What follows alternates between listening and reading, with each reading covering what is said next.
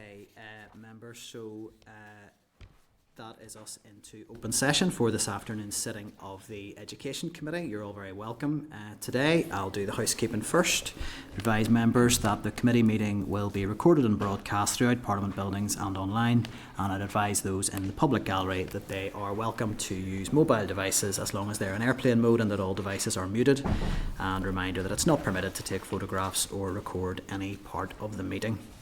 So item 1 on the agenda is apologies. Do we have any apologies, members? No, none noted. So that takes us to item 2, which is chairperson's business. I will go through this as quickly as I can. So you'll find the first two of these in tabled papers. Item 2.1, it's the record of the informal meeting that we held with Asenco on Tuesday morning in our informal briefing. That's at page 3 of tabled papers.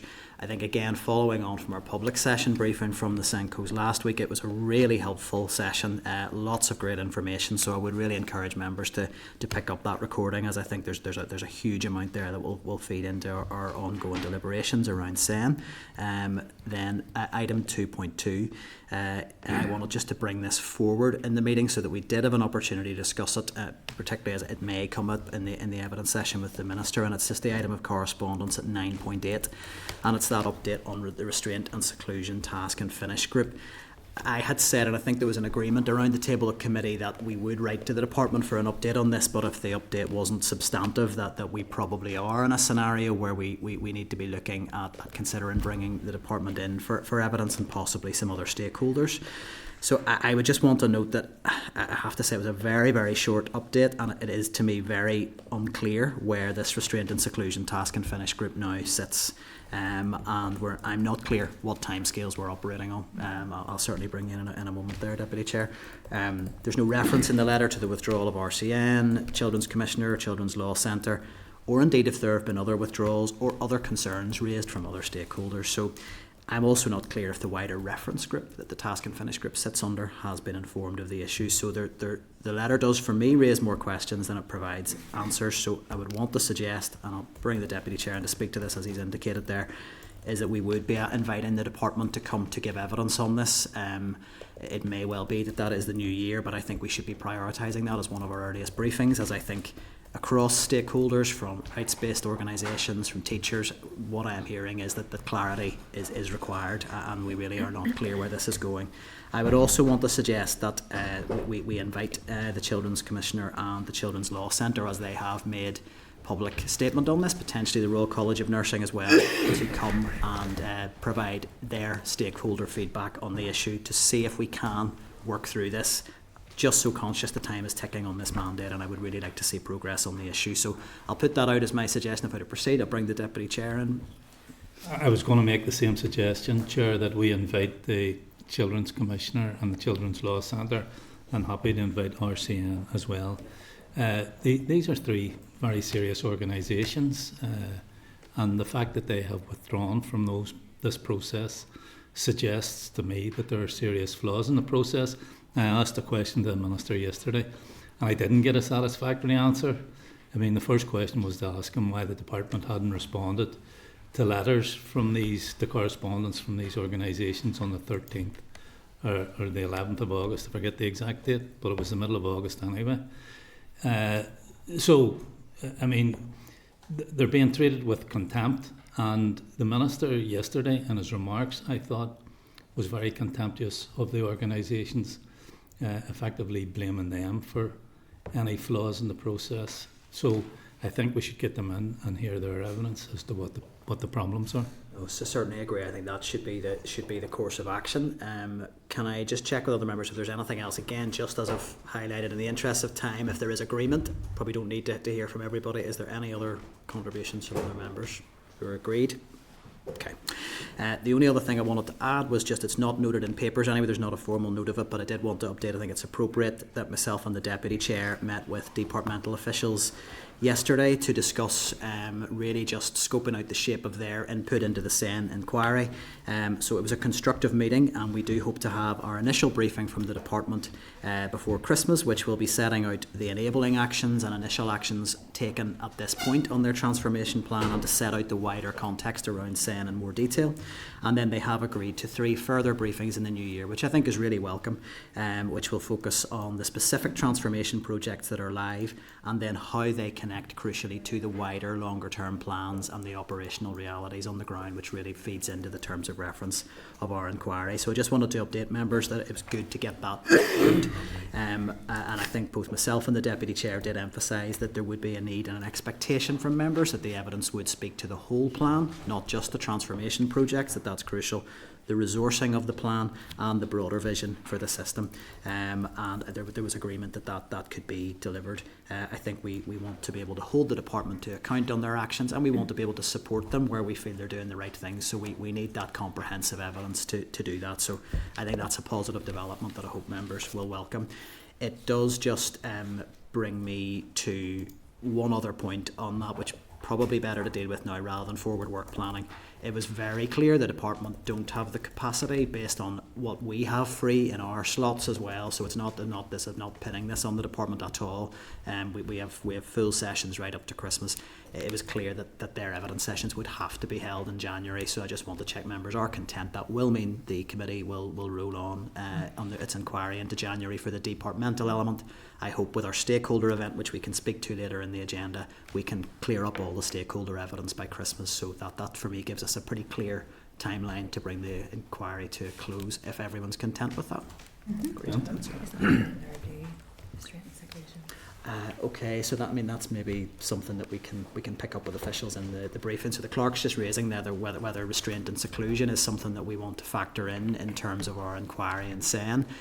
I don't think we'll be able to give it the full justice it requires for in any sort of detailed evidence, but I think it may well receive a reference in it because it does have a particular relevance to special schools, but I would want to suggest we may struggle to come up with coherent recommendations. I would think, just given how uncertain that process is. I don't know if other members have any views on that. I think it deserves attention in and of itself, and I think that there's a danger that if you start focusing on something that can be complex in itself, that you take sessions away from all of the other issues that's saying that we need to focus on. I think so. The likes of that, I think, does deserve its own sessions. And I would add, it's not just saying, it's the wider issue of reasonable force and all of those arguments and discussions we've had in committee. So it applies to mainstream settings in different ways, but it is relevant. Okay, members, so again, I am keen to press on in terms of time. So that brings us on to item 3 on the agenda, which is declarations of interest. Do any members have any declarations they want to make in relation to any items on the agenda? I'm just going to flag now anything in assumption grammar later on. I'm parent of this, and that's good. That is noted. If anything else arises, as usual, please do indicate so that can be noted for the record for anything that should come up. Okay, so item 4 is matters arising. So I would refer members to a written briefing paper which we had requested, which would be on the process for introducing a committee bill, and that is at page 7 of your packs. So I'm going to suggest that members maybe take some time to review that and note it, unless there's anything that anyone wants to raise at this stage. I would be reluctant to perhaps open up a lengthy conversation on a committee bill given the agenda we have ahead of us, unless anyone wants to come in with any initial comments. Could I make the point, Chair, that we get a briefing at each committee meeting where we are in terms of the committee bill? Through the clerk, is that something? Yeah, and I mean, I think the first step is to develop a terms of reference, and I can seek to bring that to the committee for its consideration after recess, if that's helpful. I mean, there may be a point where the committee decides actually this is too much investment of time, but there's no harm in doing the preparatory work in any case. Okay, so are you content with that, Deputy Chairman? My perspective does remain. I'm very reluctant to get involved in detailed work until we've seen the guidelines. That for me is the first sort of juncture on this before I would be proposing making any decision. But I don't think we're at a point of making firm decisions. The scope and work can continue. So content to note that at this stage then. Item 5 is draft minutes, so I'd refer members to page 17 of their pack, and that's the draft minutes of the meeting of the 15th of October. Can I seek agreement that that's a complete and accurate record of proceedings? Agreed? That is us then. So we're now on to item 6 on the agenda, and if we want to bring our first witness forward. So the briefing today, it falls into our inquiry into SEND provision and transformation agenda, and I would refer members to the briefing note that we have from the committee clerk at page 26, and then a briefing paper provided at page 27, and that's come from our witness today, Chris Donnelly, who is the principal of St John the Baptist Primary School. So you're very welcome today, Chris. I want to thank you for giving up your time to come to committee. We were very clear at the outset of this inquiry that we wanted to hear from people working in the education system, and we wanted to hear what the experience in schools was actually like in relation to SEND. So it really is hugely appreciated that you've given up your time to bring that school leader perspective to the issue. So really I'll be handing over to you. We would ask for any initial presentation of up to 10 minutes, and then we'll move into question and answer, and we will try as far as possible to keep each inquiry to 5 minutes per member so that we can get round everybody. So again, asking members to be succinct with their questions, and for you as the witness to get to the answers as quickly as you can to really get to the nub of the issue. But over to you, Chris. Thank you, Chair. Firstly, I want to express my gratitude at receiving an invitation to contribute towards the Education Committee's consultations over this very important matter, what I believe is a very critical time for all of us as educators, parents and policy makers. I'm 26 years in the vocation of education, half of that in a position of leadership within the school. And I'm someone who cares passionately about the mission we undertake as educators to play a central role in the holistic formation of children. What needs to be understood and fully appreciated at this time is that the developing and ever-expanding special needs crisis within schools is, at its core, a consequence of societal changes that are well beyond the function and capacity of schools to control. We are now in a place where greater numbers of children than at any time before cannot be taught within a mainstream classroom alongside their peers. Hence the development of special needs nursery classes, SPIM classes attached to mainstream schools, and the continuing expansion of the dedicated special school sector. The number of pupils with statements has increased by 51% since 2017-18. We're now at almost 30,000 kids with statements. And the number of children being taught in special schools is up by 25%. The Education Minister recently projected that 6,000 more special school places will be needed and 5,000 more SPIM places required to keep up with anticipated need over the next decade, a time frame within which it's anticipated the overall number of school children will actually decline. Those are quite simply astonishing, breathtaking figures. Disturbingly, our lack of critical self-reflection is in spite of the fact that we know this is only getting worse. Alongside this, and not unrelated to it, we have a greater volume of classroom assistants within schools than at any time in history, driven by a recognition that in order to help many other children be able to be educated within the mainstream classroom environment and access the curriculum appropriately, these additional school-based staff are absolutely essential. Take away classroom assistants today and the numbers of children requiring places in SPIM classes and dedicated special needs schools would surge dramatically, beyond even the alarming projections already out there, whilst the educational experience of the other children within the mainstream classroom would be significantly harmed and diminished. And at this point, let me say that I firmly believe that we need, as a matter of urgency, to transform our approach to the whole issue of classroom assistant provision. The one-to-one based approach made sense when the number of children requiring classroom assistance was relatively small. In today's mainstream school environment, up to and beyond 20% of children can be on the special needs register, with primary schools having between 20 and 40 classroom assistants employed on a one-to-one basis.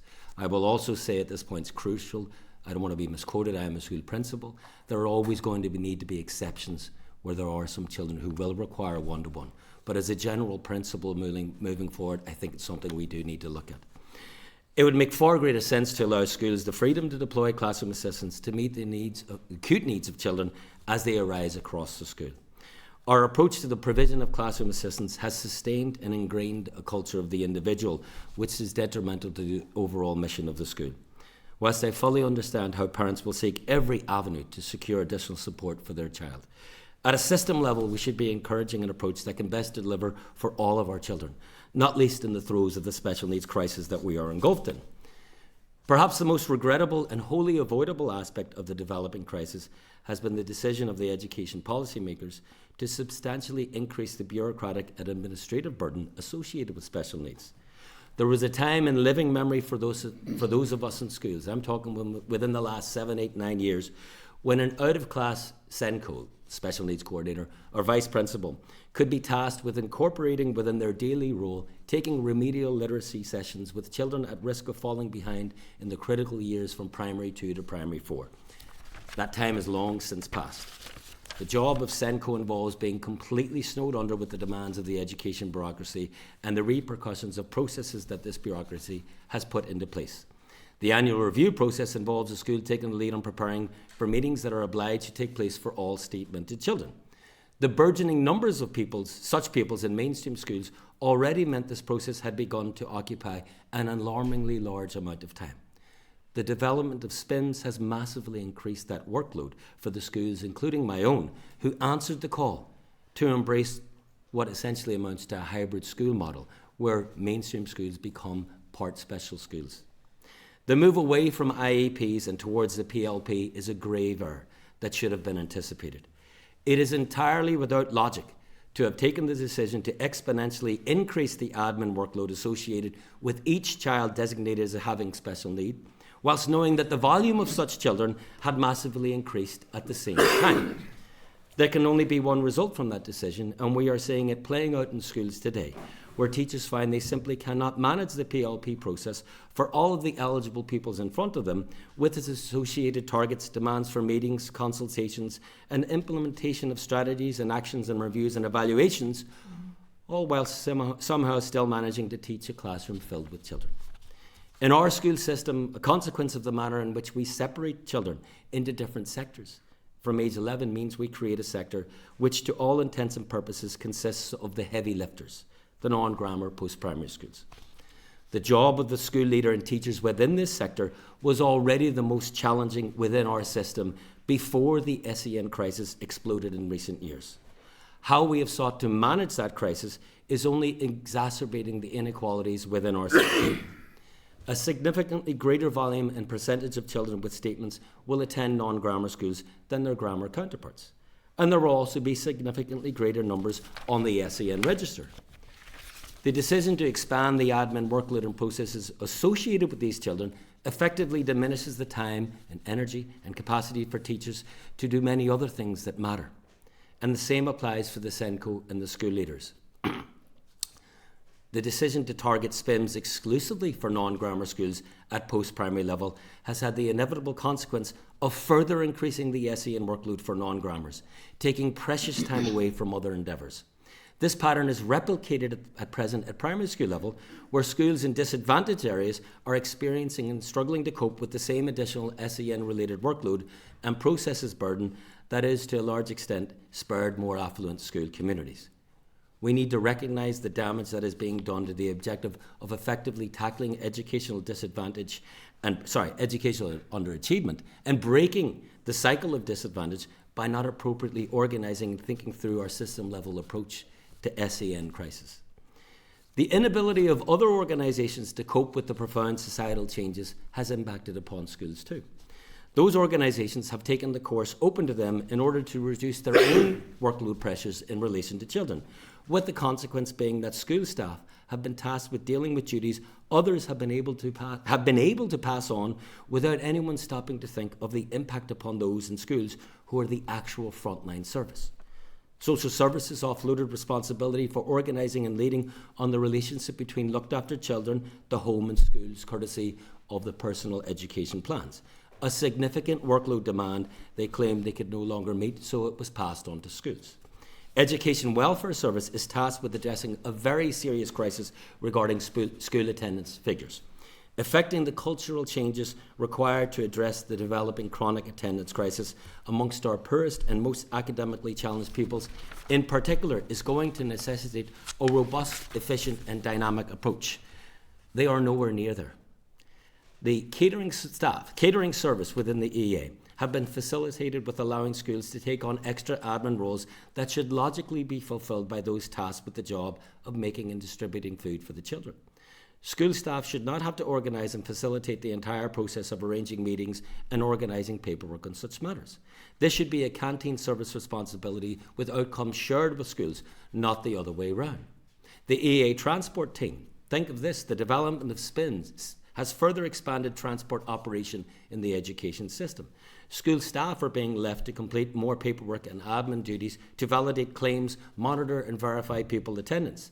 The EA's decision to pay some parents directly to bring their own kids to school has created an additional admin role for schools, as this requires to be closely monitored.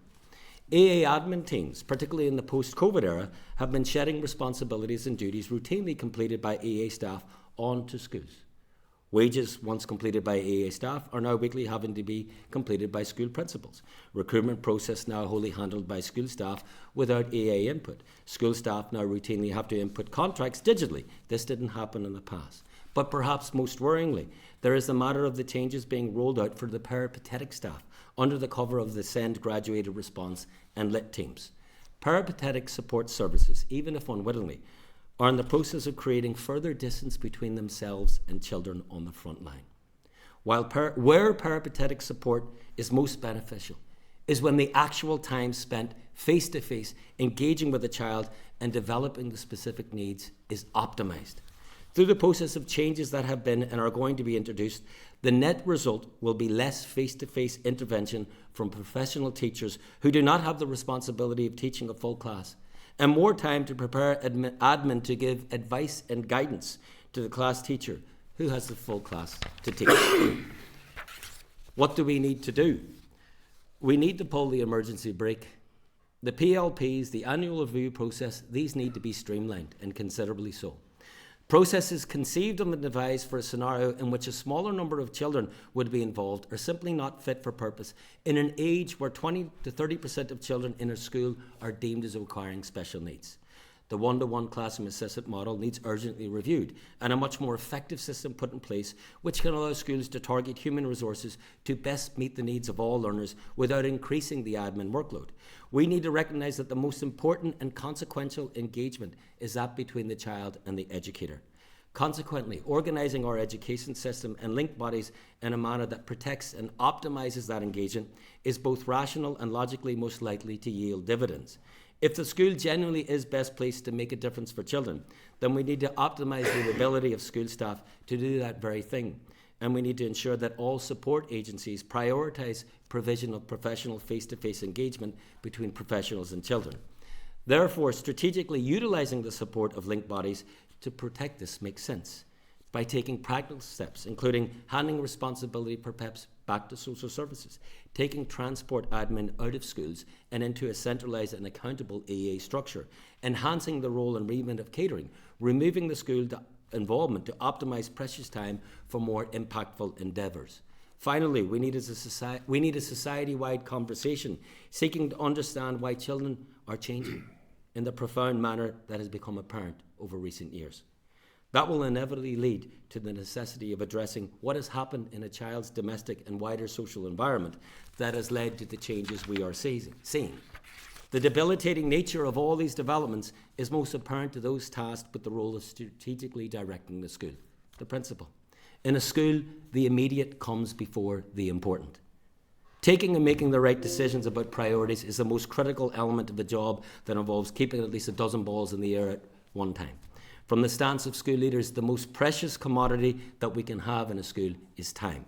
How we use that time is crucial to shaping the school culture, to raising the bar of expectation, to motivate and inspire, to develop enhanced accountability mechanisms and processes, to develop, broaden, sustain academic and pastoral provision, to promote and sustain a high standards culture. All of that requires being a visible presence within and across the establishment, walking the corridors, catching a glimpse of interactions that can immediately be an indicator of a problem or something going very well, being present in the playground, the dinner hall, meeting and greeting parents in the morning and afternoon, the brief exchanges that reveal something about the child's domestic background. Those are not and cannot be written into a daily schedule nor job description, but I defy anyone to tell me that they do not constitute a most valuable aspect of the school leader's role. decreasing the time the school leaders can dedicate to these core consequential endeavours is not going to improve either the educational experience nor educational outcomes for our children. We need to start recognising what matters and plan our actions accordingly. Thank you. Thank you, Chris. You got through a lot there in your 10 minutes. That's impressive to have got through that so much material in the time. So I do thank you for your initial remarks. I'll ask members just to begin indicating through the clerk, and I'll make a start with my questions. If I could maybe just sort of track it back to one element of the system that you haven't raised before I just pick up some of the issues from your presentation, is just around placements first of all, and I'd be keen just to get the sort of a school leader perspective on that. We've heard some evidence from the EA in particular that they seem quietly confident, I think is maybe how I would put it, that they're going to be in a better place in terms of placements for children with special educational needs for the academic year 26-27. And they're talking about very, very sort of focused engagement with schools and school leaders around how to manage that. From your perspective on that, can you give us an assessment of what the placement of children with special educational needs feels like from the school leader perspective? And do you share that confidence that things are changing and moving in the right direction? Well, in the first instance, I think we need to be clear that when we talk about placements, we're talking about children who are outside of the mainstream, because obviously there are a statement of children who are within the mainstream side of the school. Traditionally, children who could not be taught in the mainstream class environment were at special schools. Special schools there quite simply are not enough places. So over the last number of years, schools have been approached, like my own, to open up specialist provision classes. This is the fourth year my school has had specialist provision classes. We have 3 classes within the school. Now, I have to say, initially I welcomed it, quite simply because it was consistent with the Catholic ethos of the school. There are children within the community who require a place. It was with our vision of wanting to be a school that embraced the local community, be there for parents and children. You want to provide that. Now, I had Middletown in the school from the outset. My staff worked with Middletown throughout industrial action, and Middletown only worked with about 5-6 schools at any one time throughout the north, but that's because we wanted to ensure our staff were best positioned to meet the needs of those kids. The difficulty I have seen over the last number of years, as I say, this is year 4, is that there are certain schools that are being asked to shoulder responsibility in certain sectors that are not, to be blunt. And the sectors that the schools that were asked, that seem to have been approached from the policymakers, disproportionately are in working class communities. Those also are the schools that if you're interested in tackling educational achievement, you will know that disproportionately that's a greater challenge, both at primary level and post-primary level, for schools who have a greater number of children from deprived backgrounds. If you look at post-primary, the non-grammar sector has 90% of newcomer children, 90% are looked after children as well. In addition to all of the children who are struggling at numeracy and literacy, because that's the basis upon which we have our selection system. So a strategic policy-led decision that leads to the shoulder of responsibility being placed exclusively on those schools, I think is morally wrong. And I think not only is it morally wrong, but it's going to be very detrimental to us as a society and as a system. Because quite simply, schools are human institutions. You cannot put on the responsibility of the school leader, the SENCO, the teachers, everybody, the challenge, which already was the heavy lifting challenge at post-primary level, and then say you also are exclusively going to be where SPIMs are going to be located. So I even noticed the most recent list of schools that have been added to take on board units, still in a very disproportionate way. School communities in working class areas are shouldering that responsibility. That's a helpful perspective, and I'm conscious you're bringing your evidence. You are a working principle, but you're also speaking to system-wide issues, and so I understand there may be a wee bit of a tension there for you, and I want to be sensitive to that. You have taken on specialist provisions, and clearly from your evidence you're going to want to ensure that the absolute best standard of education is provided in those. In terms of the support that came in to wrap around those specialist provisions, and also from evidence from your colleagues as well more widely, Do you feel that the support from the EA and perhaps from the wider health system has come in around those specialist provisions in the way that you would have needed it to? I would say there's good people involved in all of this. No one's coming at this with any malevolent agenda. But it's the nature of a crisis that there has been. I mean, I recall getting a phone call, it was mid-May. Do you have spare classrooms in your school? Yes. Can we meet with you in 20 minutes? And over an hour-long meeting, I was then starting a process of getting teachers and classroom assistants who overnight were going to become specialist teachers and specialist provision classroom assistants. That's writ large across the system. Now, I was able to be very proactive, get Middletown, there's Triple ST, great teams who provide competence and guidance to the teachers and classroom assistants. But I have to say, further to a conversation that the chair you led prior to me contributing about safe handling and issues of restraint, and you know, that's a serious issue within specialist provision, that there has not been team teaching training provided to teachers or classroom assistants. My school, we're in year 4 and that hasn't been provided. You know, and those are real valid concerns, that staff want to feel that they know exactly what they can do when somebody is extremely dysregulated. You know, you're dealing with human beings. You know, I as a school leader need to give them confidence. So I think the system is endeavouring to try, but it's a crisis. And therefore, when crisis happens, you know, basically a day's training at the Antrim Teacher Centre, and lo and behold, you become the specialist provision teacher. So it's a learning on the job. Now, we're up for that as school communities, but it needs to be handled in a way that shoulders things more evenly across, because we need to be recognising if it's a hybrid model we're going for, then we need to be very, very careful. And that's my fear, is that schools being asked to maybe become overly take on board the specialist provision will lose the ability to focus effectively on the challenges that they have as a mainstream school.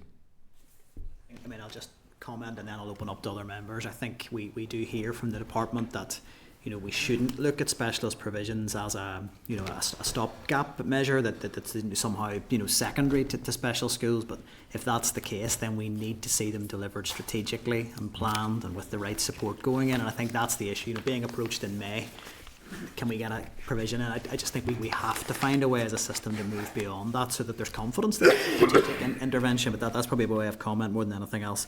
I'll bring the Deputy Chair in, and then I think other members have indicated. So, Deputy Chair. Okay, thanks, and thanks, Chris. Just to go back to the way that the burden is being unfairly placed on the shoulders of schools in disadvantaged areas. I spoke to an official recently who said, well, that's to be expected, because most of the greater proportion of children with special needs are in disadvantaged areas. So therefore, it's reasonable to expect that they would go to schools in their area. How would you respond to that? I think, firstly, it may be the case that a higher percentage of children in specific disadvantaged communities maybe are statemented and require provision other than mainstream, but it is by no means a case that that is exclusive. That's the first thing. Second thing I would say is, if that was the case, I could point to, and I'm not going to name schools, but I could point to any number of post-primary schools that are within the grammar sector that are situated in working class communities. As far as I know, there's still not a single grammar school which has SPINs. I could point you to any number of primary schools that might have a more affluent enrolment, but as the crow flies, they're not very far away from a neighbouring working class community. So if we're looking at it from the system level, and we're trying to develop our children for the best for our society, for our workforce, for looking into the future, then we need to realise that, having already objectively appreciated that there are greater challenges at targeting and developing children's potential and effectively tackling underachievement in certain sectors and certain school communities, by not strategically looking at the issue of SPIMS and the provision of SPIMS across the whole school estate, we're only going to make things much more difficult for ourselves as an education sector, and really for those children as things, as things move on. And I agree with the point you made about grammar schools being situated in working class areas. I look at North Belfast on the main Antrim Road, or even in my own constituency in West Belfast, there are grammar schools that don't have any specialist provision. But thanks for that. I wanted to move on to the point you were making about the move away from IEPs to PLPs. Could you give a greater explanation of that to the committee about why that has been a mistake? Well, I think it's really, we need to look at this logically. The number of children and percentage of children within the school now who are on the special needs register, whether stage 1, 2, 3, is anywhere in most schools up to 20 or in fact over 20%. That's 1 in 5. Now, that has only grown over recent years. That's getting bigger and bigger and bigger.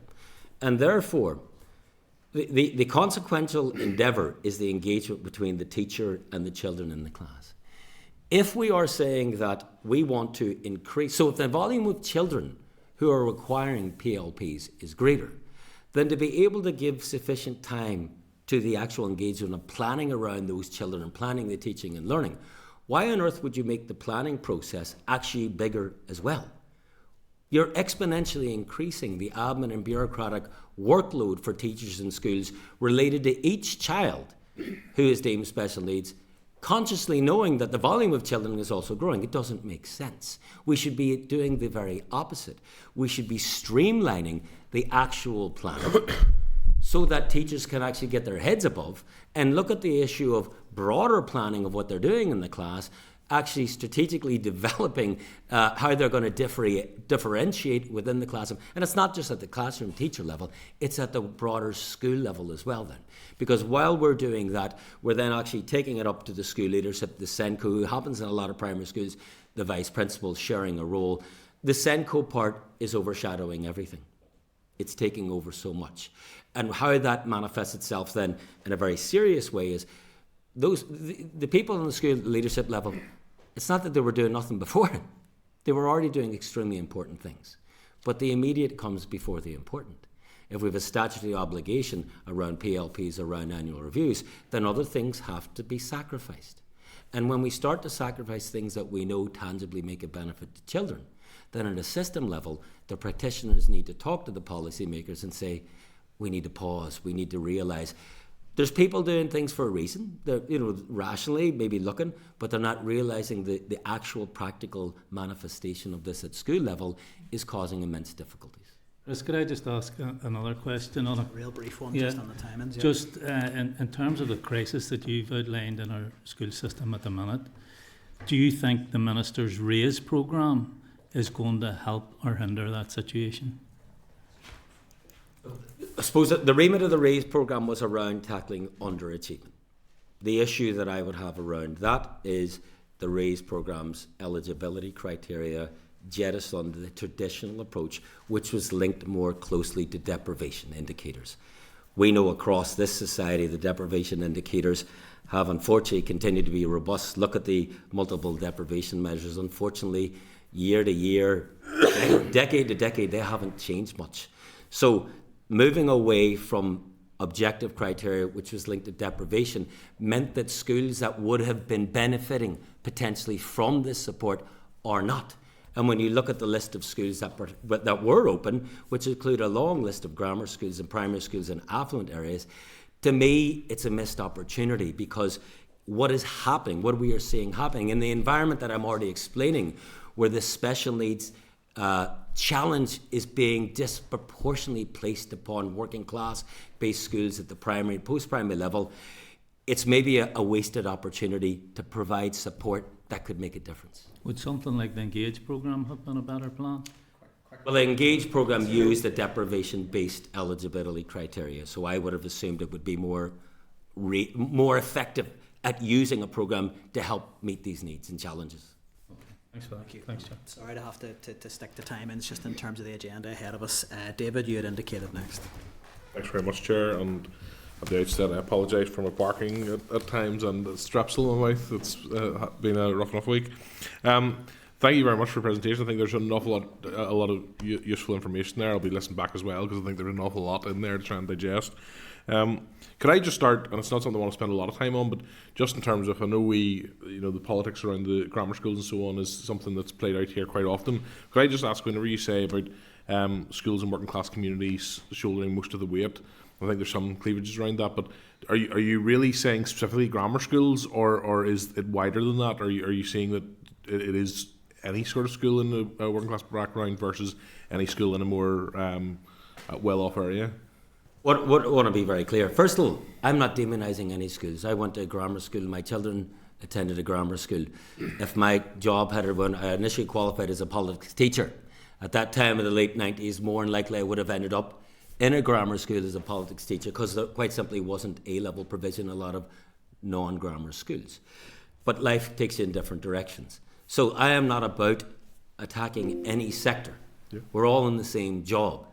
The difficulty with how we are meeting the specific special needs crisis, if I'm answering the question right, Mr. Brooks, is that the SPIM provision is being disproportionately, the classes are being opened exclusively at post-primary level in non-grammar schools. At primary level, in a very disproportionate way, in schools in working class communities, whether that's on the Shankill or the Falls, doesn't make a difference. It's the working class communities. The difficulty in that is when we're looking at, and I know people in the Members' Party have written about underachievement, have a policy on it. We know that those same schools disproportionately have the daunting challenge of trying to target and tackle and eradicate underachievement. So getting them almost exclusively to shoulder this additional challenge on a human level is very, very challenging. And each from a school leader level down to teacher level, it just means that it's making it much, much more difficult. And therefore at a system level, looking at how we're managing that, to me, is just important. And I've some sympathy with that element, and of schools in my own constituency who would say are reflective of that. Some of them, it has been a benefit to as well as a challenge, in that they had low numbers and they don't now, because it's not what I would say is resource has to follow the challenges in that regard. So some sympathy with that. You commented on the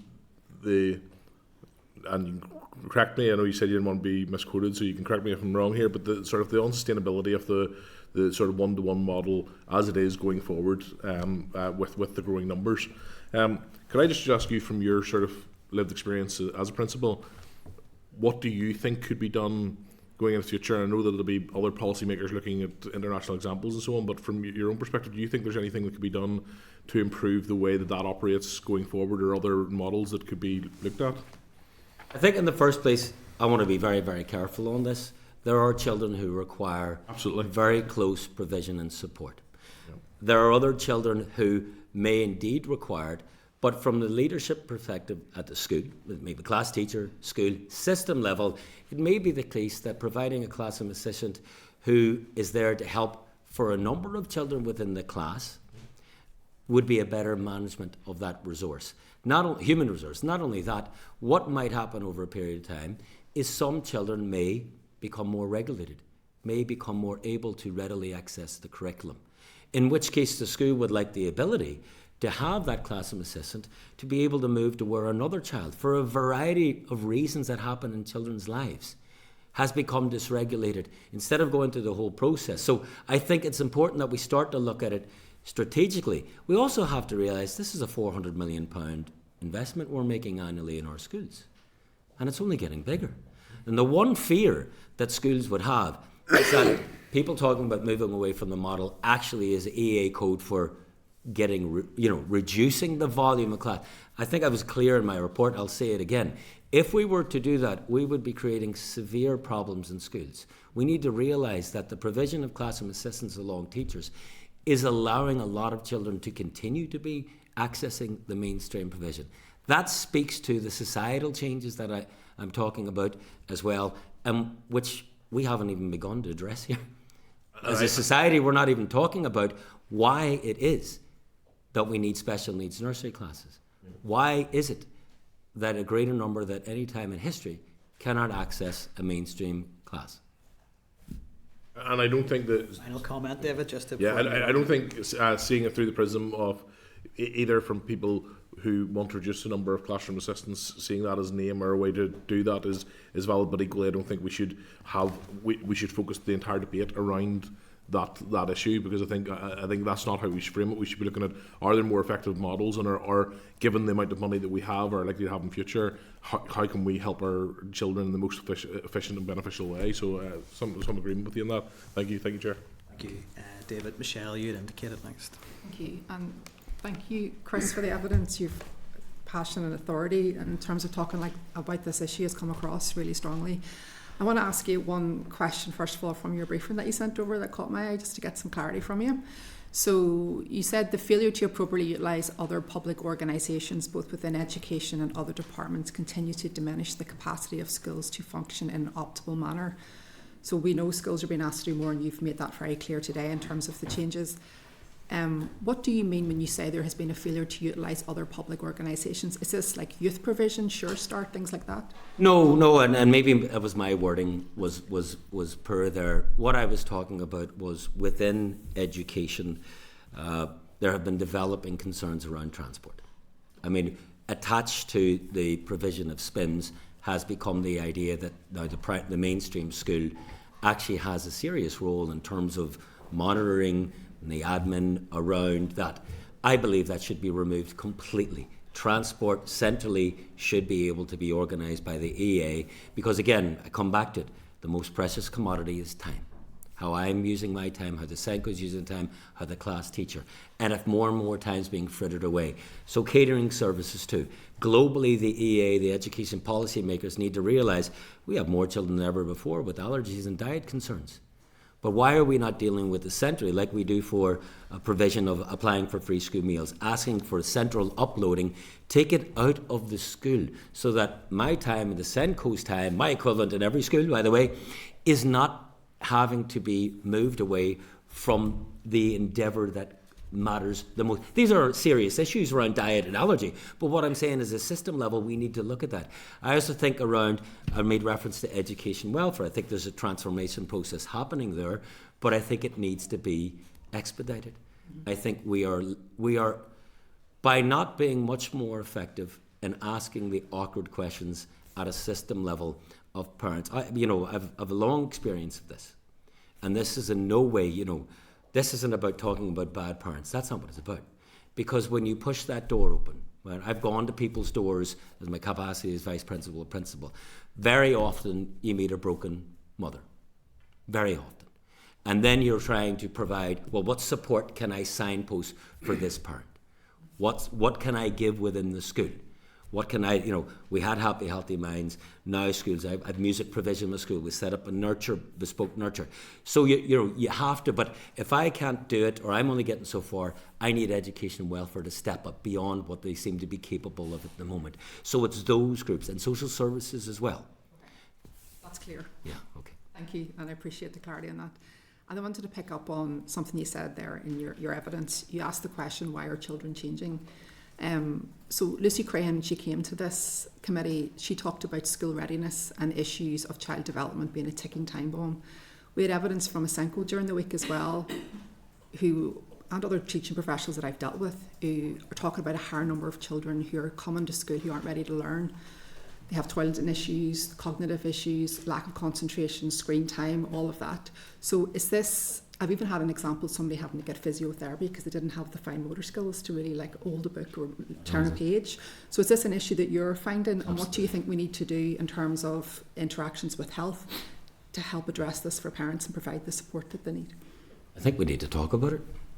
I think what we've done so far, and the education minister, and I suspect it doesn't matter what party the education minister is from, they're going to be making the same statements. We need several thousand more children to be in SPIMS. We project several thousand more for special schools.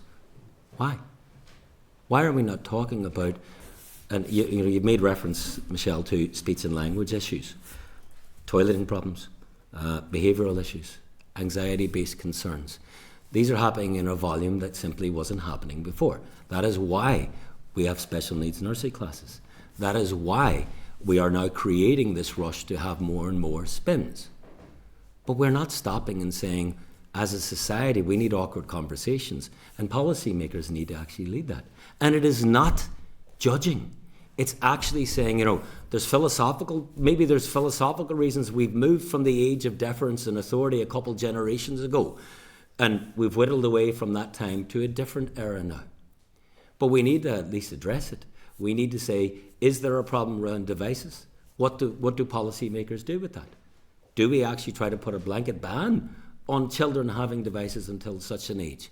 I'm only throwing things in the air, but what I'm saying is it needs to be, or it would be best led by the leaders in our society, because it's not, and it's very important. I'm a school principal. I am not in any way criticising parents, but at the same time, I do think, and I know from my own role, that one of the things you have awkward conversations often. You have awkward conversations with parents who often maybe don't realise that the bar of expectations is higher than maybe they thought it was. That could be in relation to attendance, that could be in relation to punctuality, that could be in relation to reading at home, that could be in relation to looking after spellings at home. But we need as a society to do that, because something is happening that's leading to this scenario. And all we're doing at the moment is firefighting around it. Have to draw that one to a close on that, and again, apologies having to be very rigid on the timings. John, you had indicated next. Thanks, Chris. I agree with you. I think we are ducking the single most important issue, which I raised, and some people raised eyebrows at me, simply saying, well, if you've got special education needs, you're simply born with it, there's nothing we can do. And I said, well, I can't accept that, because if there was a rise in any other type of condition, we would be asking questions. And it seems to me that, yes, there was underdiagnosis years ago, but we're now in a situation where it's 23% of our children with special education needs. If the projections continue, that's going to be 40. At some point, actually, having special education needs doesn't mean you have additional needs, it means you have normal needs, because the mathematics, once you go over 50%. So I concur with what you say. We have to have the courage to actually ask, without judgment of parents, why are children having more of these issues? So I suppose I just want to echo what you've said, and I think we need to be fearless about that, but also compassionate. So I just welcome, because you're the first witness who said it, and mentioned things like screens. I saw it towards the tail end of my time in the police, going in, and it's not without judgment, children sitting with a massive screen at 2 years of age and a massive bowl of sugary sweets. That cannot be good for brain development. And these are the kind of honest conversations I believe we have to have. And I agree with you, some of those families are in very difficult spaces. It's not a blame, but we need to understand that our children are getting into a space of having lifelong problems that might be preventable. So I just want to put that on the record. I want to ask you one thing. I could ask it lots. I've been going around mainstream schools that provide special education needs provision. And the amount of principals, teachers who are telling me they're going home bitten and spat at. And again, not to blame the child, because the child has developmental issues and vulnerabilities, but they don't have the team, is it team teach or teach team training? Teach. And second of all, they don't have bike guards and they don't have visors. Is that accurate? Absolutely. I made a reference earlier to the chair that I had been inquiring recently of the EA, why can I not access team teach for my staff? Now I'm led to believe that up to now that has only been offered to special school staff, but that later this academic year they're going to introduce that into specialist provision. But that in and of itself is a concern, because we have identified specialist provision is essentially an extension of special schools. These are children who we believe cannot be accommodated within the mainstream class environment. So therefore we should be seeking to train our staff, teachers and classroom assistants, so they feel most confident in appropriately meeting every challenge that they have with children. Can I say one other thing? It's just really, really important. Special needs parents do a fantastic job. And it is, when you've sat with parents who are at the end of their tether, and I'm sure as public representatives you all have, and people who, we have the children in our school, and it's a blessing, a privilege to have children in school with you. But a parent's responsibility is 24/7 for children. And, what I want to make sure is I'm in no way diminishing the fact that the role and the obligation and the duties and responsibilities that special needs parents have is immense. and in an overwhelming sense, parents endeavour to meet that. But at a system level, we need to see how we can help, and part of that help is to talk to people and see if there are cultural changes or societal changes that can benefit us all.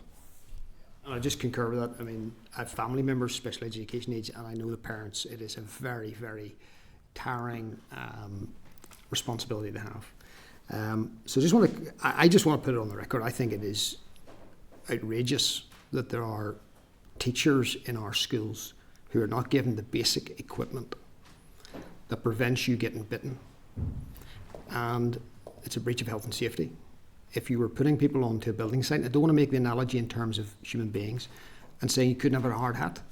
You have to give people the protection to do their job, and that includes the de-escalation training. Or if you have to restrain a child because they're going to actually injure themselves or someone else, you've got to have the equipment and the training.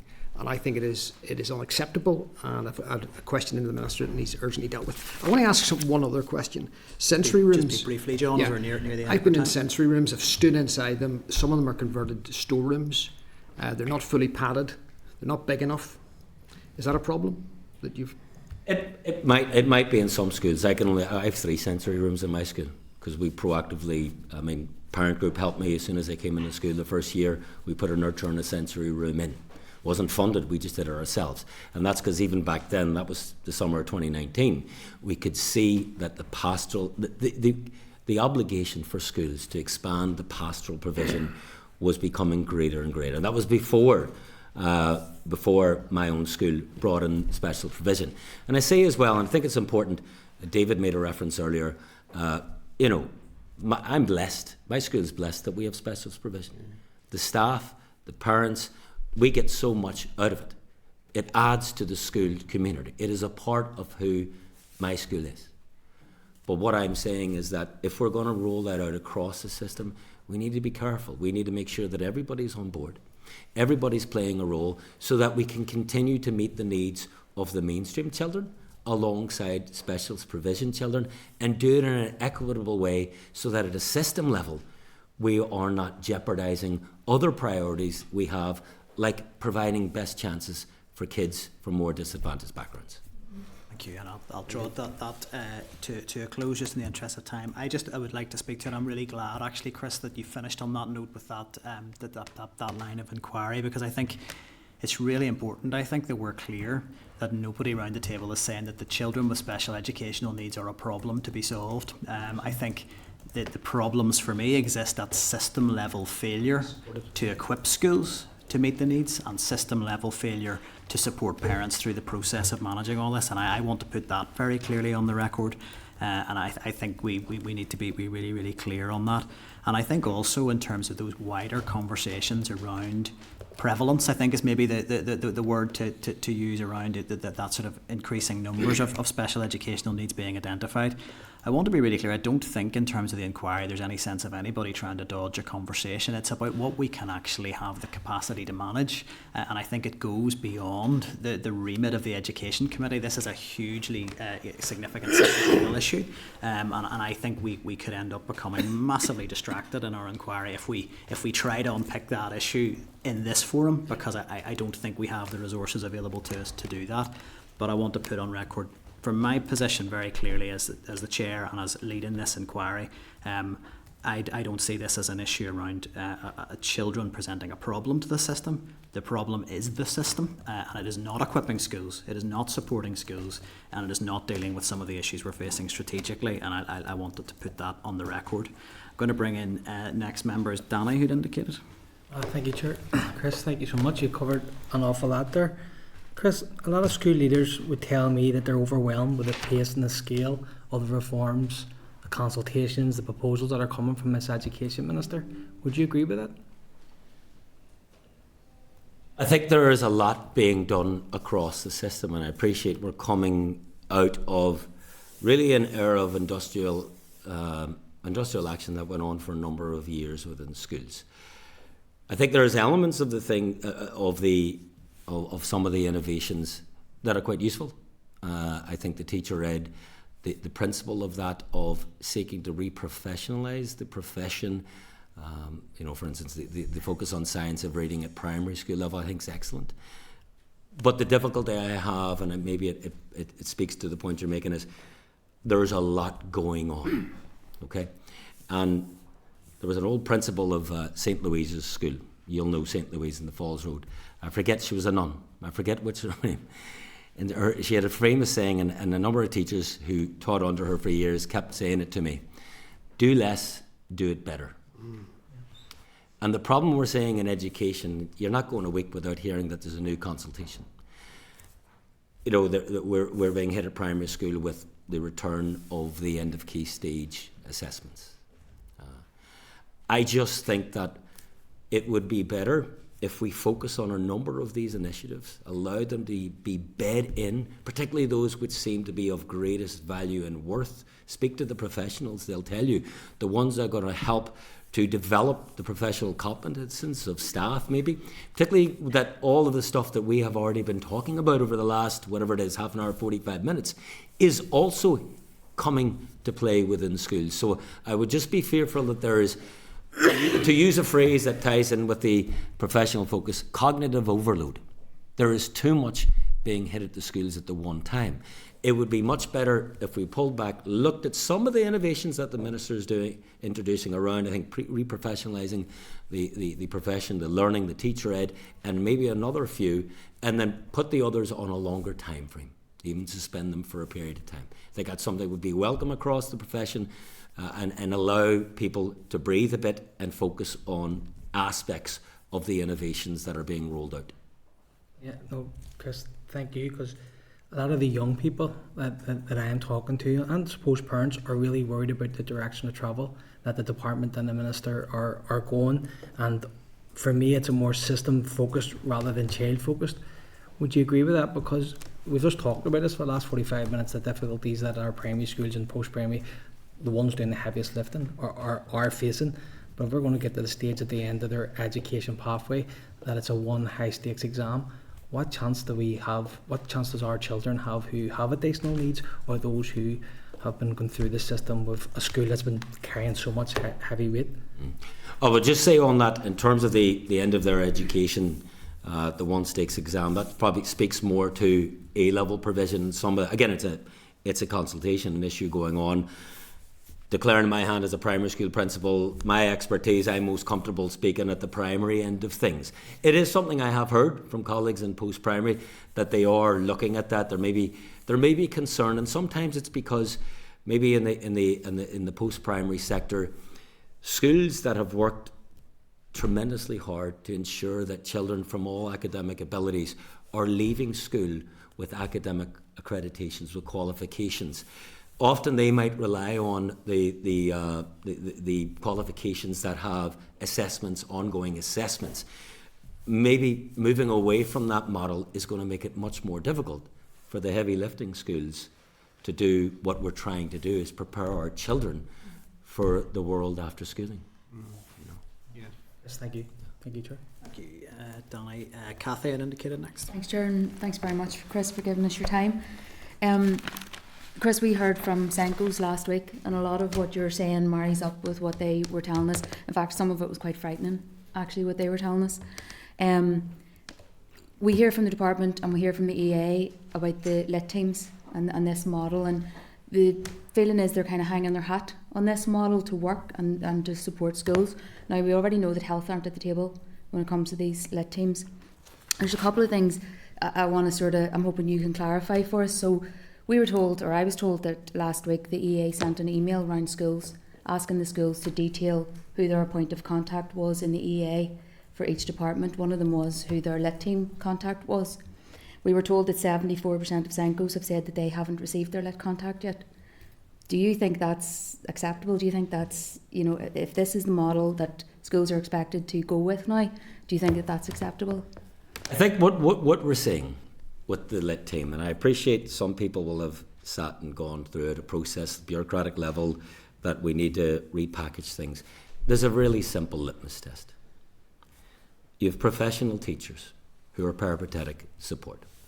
Maybe it's for autism, AAIS, maybe it's literacy service, maybe it's sensory service. The simple litmus test is this: prior to the new model coming out, how much time did they have one-to-one with children themselves to try to develop that child, to try to meet that child's effective respective need? Post-lit model coming into effect, how much time did the same professional teachers who are out of class, who are supposed to be there to give support to the school to meet additional specific needs that children have? Everyone I'm talking to who's involved, the actual teachers, are telling me that they have a fraction of the time that they had before. So they are being repurposed to fulfill almost an admin role, which is being written up as advice and guidance. That's a phrase that's going to become a derogatory term in schools soon. Because my teachers do not need to get an action plan from somebody else telling them what they need to do while they're teaching the other 29 children with one child. The whole point of having the peripatetic service is that was the additional support, almost like tuition. When you're talking to people involved, and by the way, I heard this concern first from those who are involved in the lit teams. Talk to other principals, talk to Senkos. They were hearing it right away. People were saying, listen, I'm qualified. I've come to the literacy service because I wanted to be involved with children more time. They're being pulled back. Now, that needs looked at. That is a really serious issue, because we do not need more action plans, more consultations, more of that, more evaluations. We need more people. If there's professional teachers out of class, dedicating more time to meeting the needs of children. Because everything that this meeting has been about today is everyone acknowledges there are greater needs. So we don't need more bureaucracy. We need more people actually at the coalface trying to make a difference. So the system it's still in its infancy, but they need to look at it, and they need to look at it really, really quickly, because that's not coming from class teachers. That's coming from those who are involved. Chris, I couldn't agree more. We've heard from people who are involved in those lit teams as well, and they're saying the exact same thing. One actually saying that they have only seen 2 children in this year. They've only seen 2 children. That's to me, that's fundamentally wrong. Do your teachers, this advice that's being given, do any of your teachers, any of your classroom assistants have time to spend that one-on-one with children? We're being told that that's what these literacy teachers are supposed to do. Is if they can't find a teacher, they have to go find a classroom assistant. If they can't find a classroom assistant, they have to go to another class, find a classroom assistant who can deliver this. Do you have any free staff who could deliver this? Schools are incredibly resourceful human institutions. At the end of the day, we're there to try to meet the needs of kids. So I pay classroom assistants to stay behind, often. I pay teachers. You'll do different things to try to meet the needs after school. But that's a drop in the ocean. That's not a professional teacher coming in. Yeah. That's not a substitute for it. We need what was in place prior to now. Because you don't. If you are a class teacher, I have a class teacher who's got 4 classroom assistants in the room with him, and a number of other children who are on PLPs. And that scenario is rolled out across very many schools. That is not uncommon anymore. The point being that the teacher who's teaching the class relied on, and in fact the system needed those peripatetic support coming in to provide that additional support to meet those children's needs. Any new model that takes away from the most consequential engagement, which is the teacher with the child, needs looked at urgently. We have heard that there's teething problems, but in some of the comments that we're hearing, these are systemic problems that are within it. I've actually heard that literacy teachers are being asked to answer like a call centre type job and answer the phone and send helpline. To me, that's not teaching children. That's not the best needs of the children. It's very disturbing. Thank you. Kathy, Gary, you're next. Thanks, Chair, and thanks, Chris. Really insightful. I'm not going to go. A lot of the questions have now been asked, and I'm conscious that the Minister's due in. As important as this is, and we don't want to curtail it, I think that a lot of the questions have been answered. Just one from the bureaucracy point we hear time and time again from parents, Senkos, community groups, and now yourselves as principals, so it's well aired and it's one that needs to be addressed. The point about education not sort of ending at the school gates is something that I think is really important, particularly tackling the underachievement piece. You clarified for Michelle in terms of the failure to appropriately utilise public organisations and what you meant by that. In terms of the role of the community and voluntary sector, we hear from some of those groups who do fantastic work around those with special educational needs. How valuable are they to the run of your school? And is there more that could be done in partnership, given the financial constraints within the education department, with those types of community and voluntary bodies? I think organisations play a great role in community. I think part of the issue, if you speak to the point I made earlier about we need to ask questions about what's happening in society, I think that's where it's most important, Gary. The community cohesion that can be provided and sustained and developed by those organisations is really, really important. Because often what's happened is parents have lost community support. Parents have lost intergenerational support. And as a collective society, we've all lost out because of that. So if we're in a targeted way trying to invest in those organisations to provide qualitative support to children outside of school hours, whether it's in a pastoral way, whether it's academic support, whether it's in terms of sport provision. I mean, I'll say this. What a school can do, we're a school. I would have 5 days a week where my teachers volunteer until 4 o'clock to take sports teams. It doesn't happen in every school anymore. It doesn't happen because a lot of schools, the staff are saying, nah, I'm using this time for my admin because the system is making me have to do this, so therefore I'm not going to give up my time. What we lose as a community from that is immense. You want to talk about male role models? See the Gaelic coach two guys I've got 2 days a week, one for the girls, one for the boys, who take the kids out. See some of the kids in the backgrounds I know and what they're getting out of that. We see some of the comments that they're making, the changing behaviours. Now, you could say, actually, you can get a private company to come in from 3 o'clock. But it's not the same. That's a coach coming in, no connection with the child. So we need to protect what's valuable. And we need to actually, first of all, recognise what's valuable. So talk to the people who are telling you what's valuable and then see how we can protect that. Because sure, the school can't do it alone. You need the community organisations. We need sporting organisations. We need, whether it's rugby, GAA, soccer, they can help. I've got them all in with me. And it makes a difference. That will go some way to addressing the wider societal challenges that you're talking about. Thanks, Chair. That's fine. Thank you. Gary, so Cara, you're Thank you, Chair. I just have the one question you'll be happy to know. Chris, thank you so much for being here. You can really tell your passion and your expertise when it comes to supporting these children. My question is just around emotional-based school avoidance. When I spoke with a number of parents in my constituency, oftentimes it was when a child had, autism, ADHD, severe anxiety, they're missing school, and when the SENCOs within the school tried to get support, they weren't getting adequate support to keep the child in the school and feel totally left behind by the EA, the department, the minister.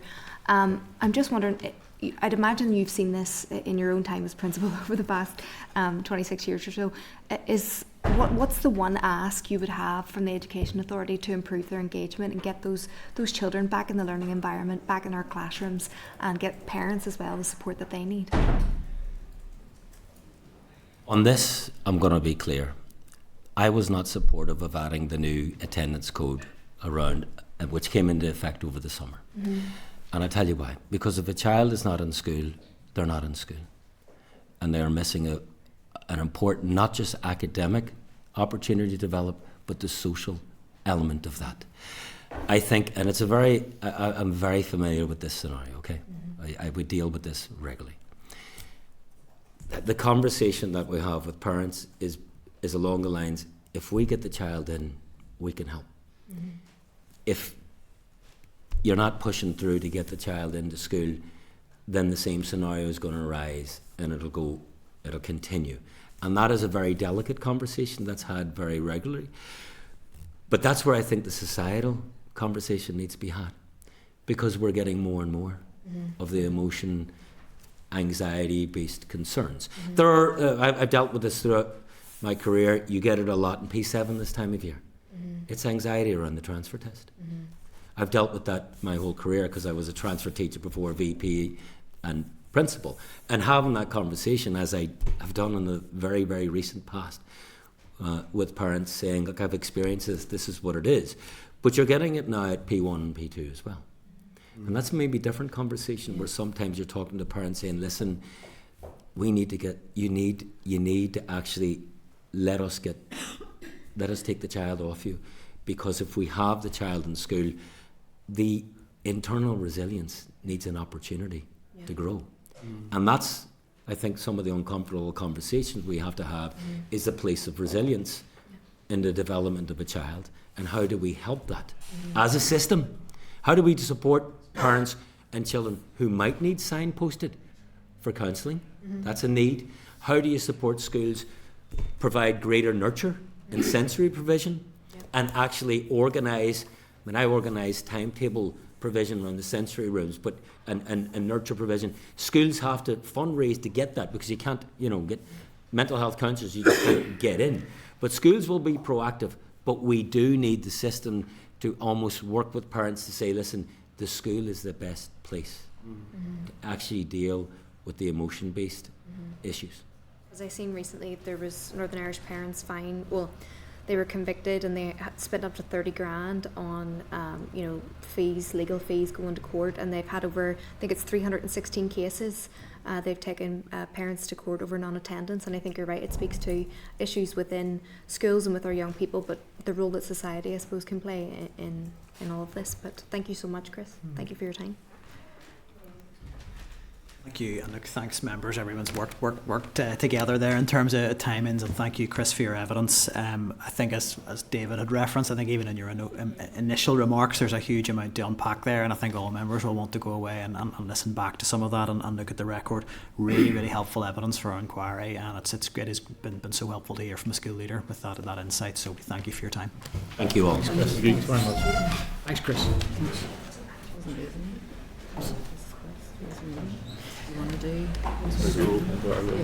So we're just going to get the room ready for the Minister and the departmental officials to come through. I can see I think other members are nipping out. I'm going to suggest we maybe turn the live feed off, 45-minute comfort break, and then we'll get into the evidence session from there. Okay. Members, that should be the live feed back on for today's committee meeting, and so that moves us on to item 7 on our agenda, which is an oral briefing from the Education Minister, and we have departmental officials in attendance, and we'll do introductions in a moment. I would just initially draw members' attentions to the briefing note from the committee clerk, which is page 29 of your packs, and then we also have the Hansard of the previous meeting with the Ministers' Committee on the 5th of February, and that's at page 33 of your packs. So, first of all, thank you for your attendance today. It's great to have you here, and thank you to the officials who've attended as well for giving us your time, and thank you just for your patience with the slight overrun there on the timings. So joining us today we have Paul Givan, Minister of Education. We have Janis Scallon, Director for SEND Reform and Inclusion at the Department of Education. We have Deirdre Ward, Director for SEND Strategic Policy in the Department. We have Debbie Mingout, Deputy Director for Investments and Infrastructure in the Department, and also Suzanne Kingon, Acting Deputy Secretary for Policy Delivery and Structure. Have I got that correct? If I got any job titles wrong, do just let me know. So, in terms of how we approach this today, very happy to hand over to yourselves at this stage for any opening remarks. I would ask to keep them as brief as possible, certainly up to 10 minutes, but we would ask no more than that, because I think we want to make sure we have time for question and answer and to bring every member in, and we're working to an hour schedule, so I would just ask everybody to bear that in mind, that if we have long preambles or we have rambling answers, we won't get a chance potentially. I do not want to have a scenario where the Minister leaves and a member hasn't had the opportunity to engage with the session, so if we could all please bear that in mind. But at that point I will hand over to you, Minister. Thank you, Chairman. I'll certainly do my best not to ramble, and it should be well within the 10 minutes, and a few new faces to the committee from I was last here, Gary and John, so look forward to engaging with them more in their capacities as education spokespeople for their respective parties as well. So, Mr. Chairman, I'll just make some opening remarks and then we'll move into the questions.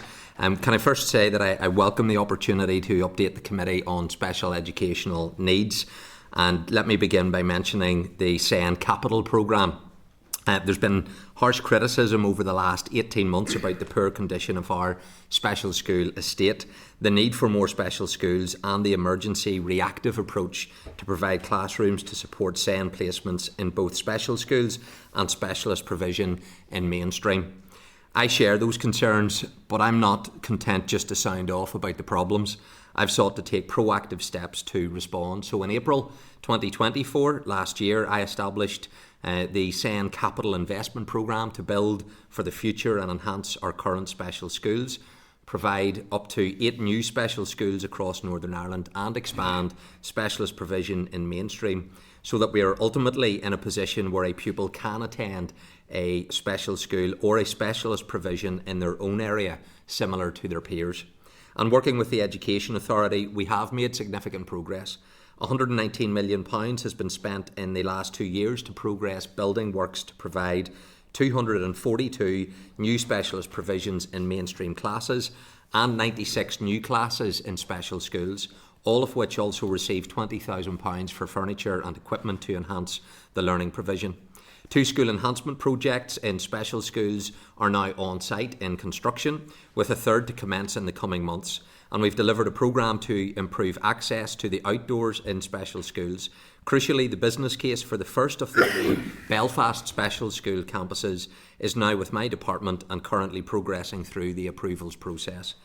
This is a huge achievement, but of course it's not enough.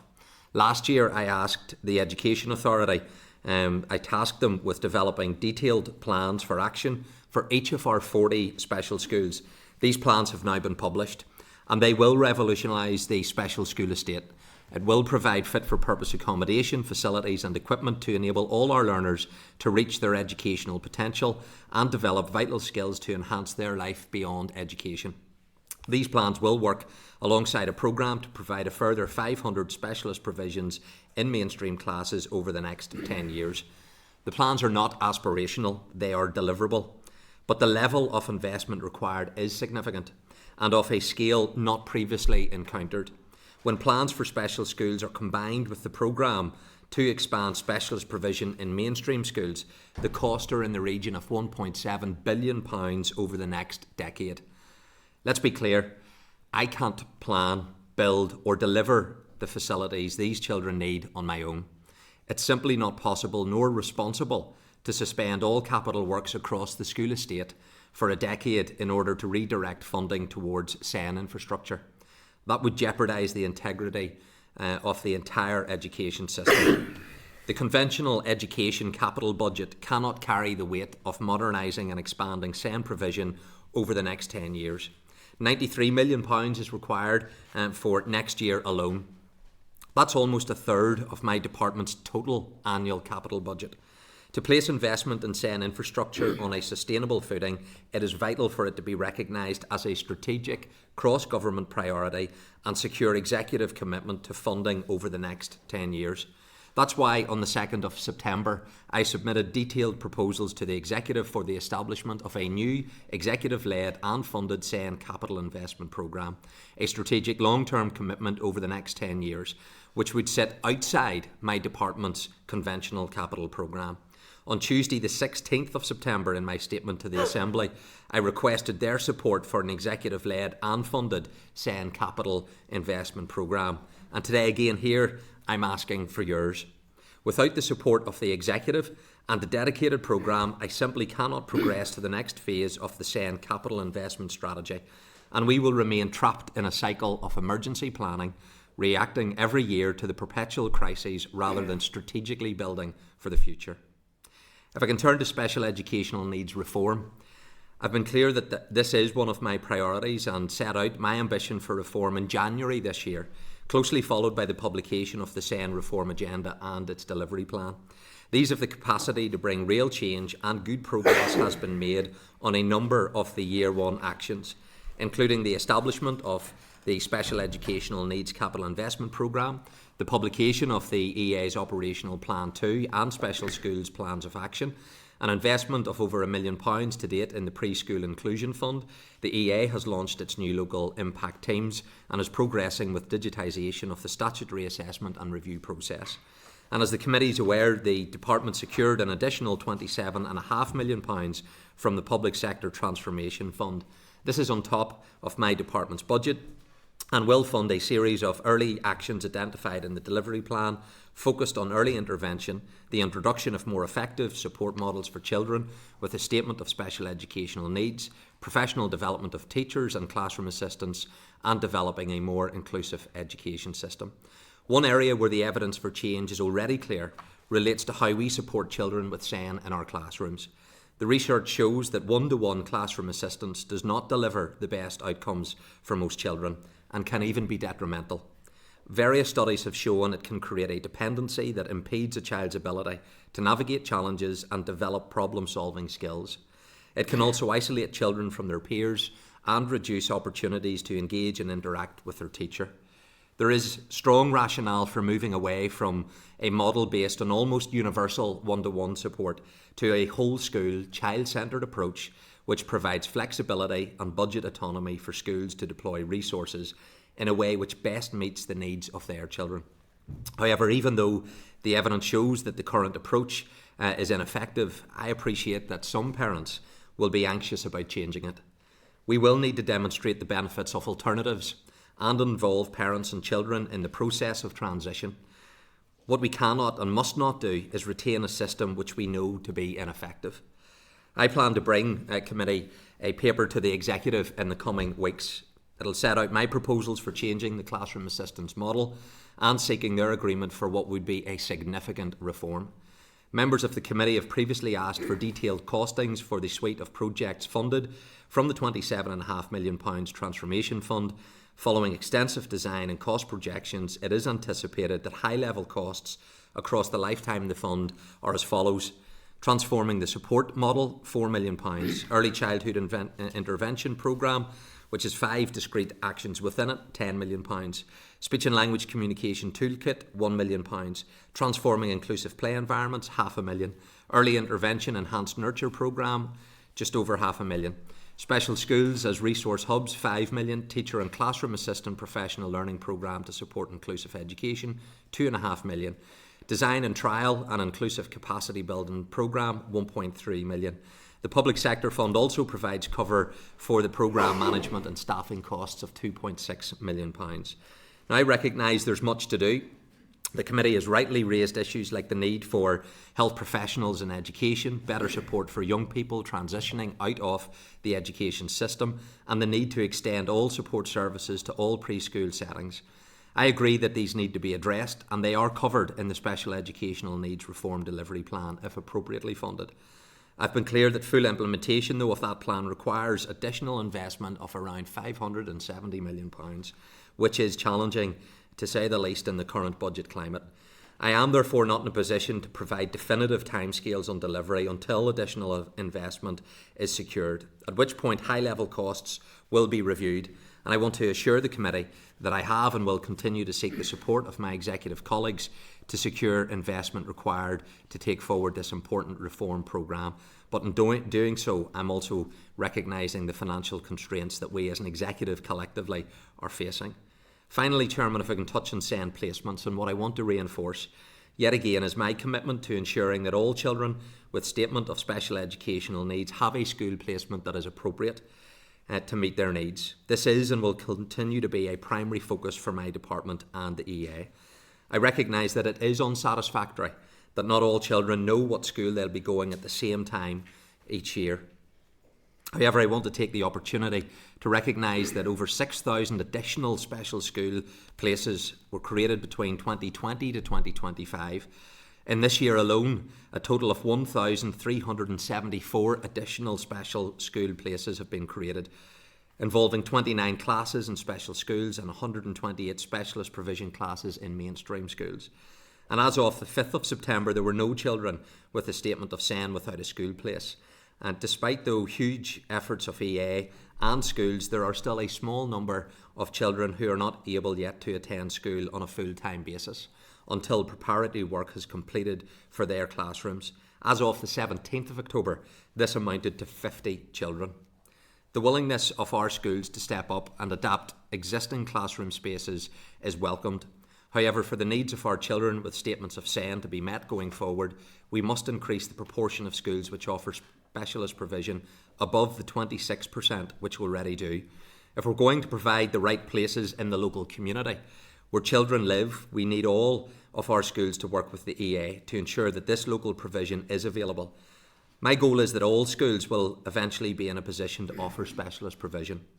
The EA offers a comprehensive set-up package for specialist provisions in terms of quality of education in specialist provision. Part 1 of an evaluation carried out by ETI was published in 2024 with largely positive findings. I expect Part 2 of this evaluation to be published this term. It is expected that demand for additional places for children with statements of SEN will be approximately the same as in 2025 for this incoming academic new year. I'm confident that progress is being made towards the required provision for 2026. The EA has advised it's already planning underway for over 50 projects which would provide over 400 places. And I very much welcome the increasing collaboration between the EA and the National Association of Head Teachers and the other NITC members to facilitate engagement with school leaders. I understand that EA development officers are currently directly engaging with over 50 schools who advised this year that they would be willing or potentially willing to establish provision for 2026. Further, the EA has reviewed the full regional school list, and up to 300 schools across all localities have been identified to potentially receiving an invitation to what's going to be a large-scale engagement event planned for the beginning of next month. So in conclusion, I want to put on record my thanks to all those schools and stakeholders who have engaged positively to ensure that all children have the right support from the right people at the right time and in the right place. It's important to recognise that whilst the legal responsibility for securing placements for children, it does sit with the EA, there is a responsibility on all stakeholders to support this area of work to ensure that all children have access to an appropriate school place in their local area. Mr. Chairman, that's hopefully within the 10 minutes or not far off it in terms of an overview, but I'm happy now to hand over to you and to take questions from members.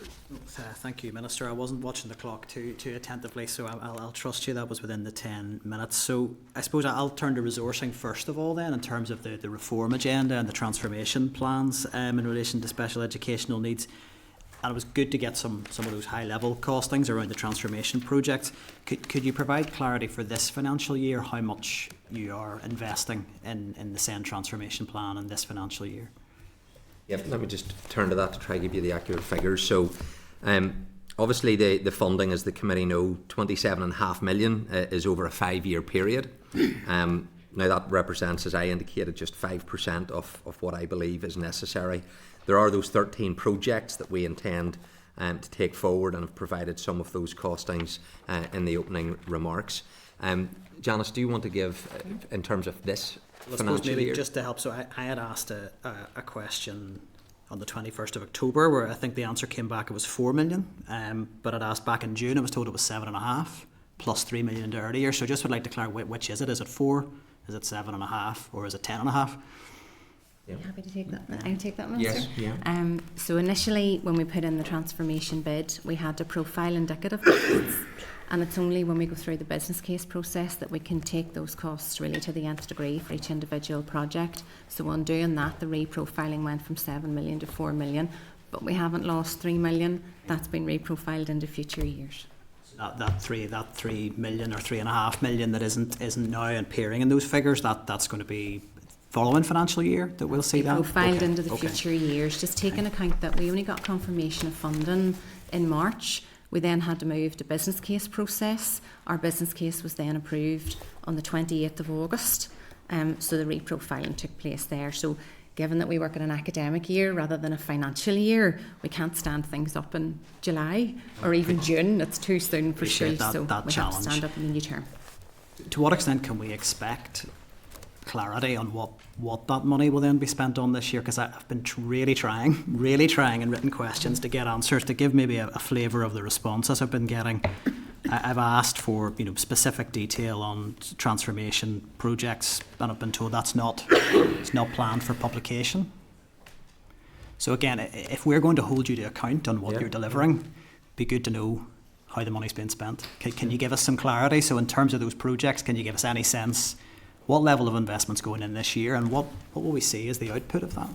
And absolutely, as we incur that expenditure, we will provide all the details to the committee on it. Do you want to give a breakdown of the 4 million? I mean, we can take, if you want to talk about the transformation support model, Deirdre and I can come in on the others. I know that we've agreed to come back and do specific and detailed briefings, and it might be maybe more appropriate to do it at that point. I mean, I don't want to waste committee time in terms of going through sort of line by line, but I guess it's that sense. I'm really keen to know exactly. We've got a really small funding envelope. How is it going to be spent? So this year, where's that money going? So are we going to get that information? Because I think the committee can quite rightly expect to know. 4 million is a small sum, and we're not even asking for huge high level. Because 4 million quid, where's it going? Well, we'll give you the high level figure now, just on it. Yeah, so the 4 million relates to the transforming the support model. So in this financial year, I think the costs are around half a million. Moving to about one. You might have more detailed costs, if I remember correctly, about 1.5 next year, and then so on after that. In terms of parental engagement, that's a system-wide process. That one. Actually, we have proposals from organisations, so I had previously mentioned that given those costs out publicly could have an impact on those proposals, and that applies to some of the other projects as well. But by the time we come to give detailed briefings, so I think we're going to do a detailed briefing on the transforming the support model. I'm going to do a detailed profile of the early intervention projects, of which there are 5, and then pick up the other projects in another detailed briefing. By that stage, I think we would be in a position to set that out where we wouldn't compromise any proposals that are currently sitting on the table. Understood. I suppose for me, I just would like to make it clear. I think the committee wants to support the work of the department around transformation, but if there's a sense that we're not going to tell you what we're doing with this money, it feels a little bit like there's a barrier being put up there. I mean, you've mentioned the transforming the support model, for instance. I mean, I'd asked a question on that. What's going to be the outcome of that project? What's it going to deliver? And the response came back, it will transform the support model for children with a statement. I mean, I think you all know that's not what members are looking for. We want to know specifically what's that going to look like? What's the intended new support model? What actions are going to be taken this year? Those are reasonable questions. I think answers like that feel dismissive. So can you give us more in terms of, are we going to see with those projects again, maybe not project by project, but are we going to get that level of detail of like what is the activity on these projects and what comes out at the other end? I think that's a reasonable request. Yeah, I don't disagree with that. You should be more cited on it. So can I ask, when I'm asking you that question, why the response comes back to just quote back the name of the project? That doesn't feel like engagement. Well, I think the detailed briefing session, you will get the opportunity to get into that in terms of what it is designed to achieve. But there's absolutely no issue around sharing all of that information. It wouldn't be in my interest to do that, because I think the more visibility that everybody has on the challenges that we face, the more we can bring people with us on what we need to try and change around the special education process. So and make sure that you get the proper information, Chairman.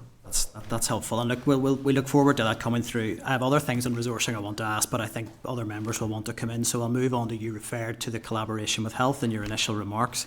Could I ask how many times you've met with the health minister to map out how your departments work together on special educational needs transformation? Well, we can get the details on a formal sense, but Mike and I regularly have conversations about this. Most recently we were at Fort Hill Integrated College and we were speaking about the need for the collaboration and what we're doing. Obviously there's been written communication with him, and I outlined the importance and indeed the critical nature of the allied health professionals. Have you made any joint bids for finance to the finance minister together on areas of shared interest? Resources scarce, would it be better to work together? Well, not only do we need to work together, special schools, it's critical that the Department of Health is actually supporting us. You'll be familiar with some of that engagement that we've had with school principals. Have you made any joint bids together for finance for this? Because we know resources scarce. You've talked about the executive needs to back you, your executive colleague, the health minister, but what are you doing to go get that resource that you both need to make this work? Well, both of us are funded, obviously, within our department, so I have responsibilities on the education component side of it. Mike Nesbitt will have the responsibility for the health aspects of what we need within our special schools. So we need to be looking at the funding that we have within our departments. I think if I was to go to the executive, I think the finance minister would be saying, what are you funded within your own departments? Collaborate without coming back to the executive to get funding for joint proposals, and we do that. And we the have Children's Services Corporation Act would create facility for pooling of resources. So, but just to be, there's no joint funding proposals on the table between health and education. Is that well, how I understood that? not in that formal sense, because we're aligning what we spend within each of our own departments. Now, the health minister's came back and indicated his financial position, as mine is incredibly challenging. But we have established formal processes where the two departments are engaged within this transformation work. One of those meetings took place only last week, at the start of October. 2nd and 7th. And that is the formal kind of governance structures that we have for special educational needs. So we've put in place that framework. We've identified where the collaboration needs to exist, and there's accountability mechanisms within that process. So that has been established. We need to make sure what limited funding we have and health has is working together on that one. So I wouldn't frame it necessarily the way you have, that we need to then take that to the finance minister, because I think the executive would rightly go back and say, you've got funding in your departments, how best are you using that? And if you want to jointly fund projects together, do that from within your own existing departments. Are you planning to jointly fund projects? Well, that is going to, part of the outworkings of what we're doing on SEN is aligning our spend and their spend to make sure that it can achieve what we want to do. So there are processes in place in terms of how we're handling that. Would you come to committee with the health minister to brief us on those proposals and plans? Well, where it's appropriate, like I've no objection to coming to the committee. That's something that we can do with the health minister. I've no objection in that in principle, but like everything, let's work through what we're trying to do in terms of these structures. Yeah, I mean, I think it's just there's a frustration. I'm sure it's felt by officials and across the system as well. That we talk about we need to work together. I would be really keen if we could get a concurrent health committee and education committee meeting together. Obviously, we need to engage with counterparts in health on that, but I think it feels we maybe need to hear at senior level what's the vision of how we're going to do this, so that we move beyond the lip service as collaboration's a good idea. Well, I would welcome, because I have raised and challenged health about the concerns within our special schools. And you and I were with the health minister whenever I was challenging that. I've continued to do that. That led to the report being commissioned by the chief medical nursing officer. I know there are issues around that report. But that ultimately has been as a result of the engagement that I've been having with Mike Nesbitt and making sure that I'm representing the needs of schools, because we have a fundamental responsibility on education, but health have a responsibility to support those schools, particularly where there are very complex medical needs for those pupils. Thank you. Look, members will want to come in, so I'll finish with one question that is slightly outside of the remit of SEN, but I just felt it was appropriate as you're here. In terms of the school uniform bill that's just passed, I understand prospectuses, the deadline is ticking for that for the 26th of November. Will schools have the guidelines before they publish those, and are you giving them enough time to reflect the new guidelines? We're very, very close to 1 month away from that. I'm thinking about supplier engagement, I'm thinking about parental engagement, I'm thinking about potentially significant changes if the guidelines are going to be as comprehensive as you suggest they are. So I'm hearing from schools and from retailers, they're extremely nervous that changes are going to land overnight. Yep, so they will, and I think I've just cleared you had submitted a question to me on this. I think I cleared that one today, if it hasn't already arrived with you. I read it, yep. Okay, so good. You're asking a question you know my answer to. Well, I know the date's the 26th of November. I'm trying to understand how schools and retailers can now be prepared for that, because for as far as I'm concerned, the clock's ticking. I had a retailer on the phone to me in the week saying, I'm waiting for the call from schools to say we're changing our uniform policy at the point they're trying to put orders in with their suppliers. Yeah. So I have every sympathy for retailers in that position, declaring interest. My wife supplied school uniforms when she had a retail shop. It doesn't have it anymore, but so I'm very familiar with the kind of challenges that retailers have, and have been watching with interest what the final legislation was going to look like, because they were very concerned with some of the proposals that some members had in terms of the impact it would have had on them. So I was working through the guidelines yesterday. They are very close and imminent to being published to those schools. I've been going through it following the passage of the legislation. So those guidance is now with the Departmental Solicitor Office for a final legal check. And then I would expect that to go out to schools within the time frame that they would need to complete their prospectuses. But this won't be new to schools, as I'd indicated in the Assembly. Know what's in the guidelines? but they will, and they. Yeah, but you're saying it won't be new, but we don't know what's in the guidelines. They don't know what's in the guidelines, so it will be new. Well, they have been communicated now over a number of years in terms of what they need to be doing around affordability as part of their guidance, which hasn't been statutory, but now it is. So they are familiar with the direction of travel in respect of it. But because we passed the legislation in the time frame that we did, then we will provide that guidance. I would rather have the challenge of schools having to carry out the work, design their school uniforms, engaging with their retailers in order to try and deliver changes that will benefit families for September next year, rather than waiting for an extra year, which would have been the result of some of the differences of opinion around committee stage. I suppose it's just where we are now, and I'm certainly hearing some principals declaring interest on a board of governors on a school, not impacting us directly in terms of any prospective changes, but there is nervousness that time is going to be extremely short. So I just want to put it on the record, the sooner they're out, the better. I agree. I'm going to bring the Deputy Chair, and if members please indicate through the clerk if you haven't already done so, I'll bring you in now. Thanks, Chair. Minister, you're seeking £570 million for SEN reform and £1.7 billion for the SEN capital plan. At a time when both the Audit Office and the PAC have been extremely critical of both the Department and the Education Authority, been accused of being economically wasteful and failing to demonstrate value for money. Can you explain why you have confidence in your department to manage those vast sums of money? Never mind why anyone else would have confidence. Well, I welcome the Audit Office report and then the subsequent PAC committee report, which was published, and I know we'll debate in the Assembly, I think, after the half-term recess takes place. I would challenge some of the findings in both. I think fundamentally, the challenge that we have faced, which led to criticism around a lack of strategic planning, strategic investment, is as a result of not having sufficient funding for a very long time within the wider school estate. That has impacted on the capital spend that we're down to emergency responsive repairs type approaches. Had there been sufficient funding, you would have had long-term planning, you would have had an investment programme, and the school estate wouldn't have deteriorated to the extent that it now is, and we're down to emergency responses. So that has been the fundamental problem in terms of the capital programme within the school estate. Of course, I'll interrogate and challenge assumptions when it comes to costings and delivery, and I always challenge, what are we doing now? The spend that we have on SEN in the past 7 years, and officials will keep me right, has went from £250 million to £650 million.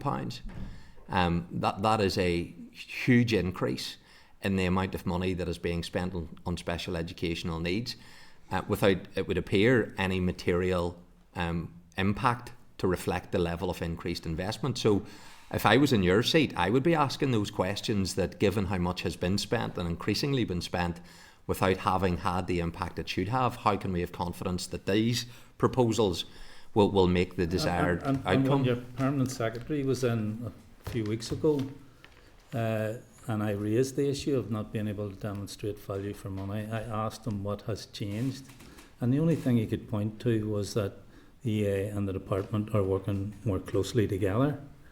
When the chief executive of the Education Authority was here, I asked him what inefficiencies or wastage had been identified and what changes had been made. He said none. So I'm asking you, can you give us in the committee here today any concrete examples where there have been better outcomes and where there has been better management of the funding, the vast amounts of funding that the Education Department is getting? Well, I think within SEN there are examples I think can be improved, where there has been greater flexibility afforded to some schools to utilise the resource that you would get through a statement to employ a teacher, and they can assist with a smaller group of pupils. We need to move that model on, I think that is a more effective use of the expenditure than that universal, automatic one-to-one type provision. So we will test, and part of the £27.5 million when it comes to that transformation fund, all of those schemes are going to be tested in terms of, does it actually create that value for money? And let me give you one example, Paul, of where there clearly isn't value for money being demonstrated. I know of a school where there are a number of specialist provision classes. The children in those classes can't eat in the school canteen because there's a flight risk.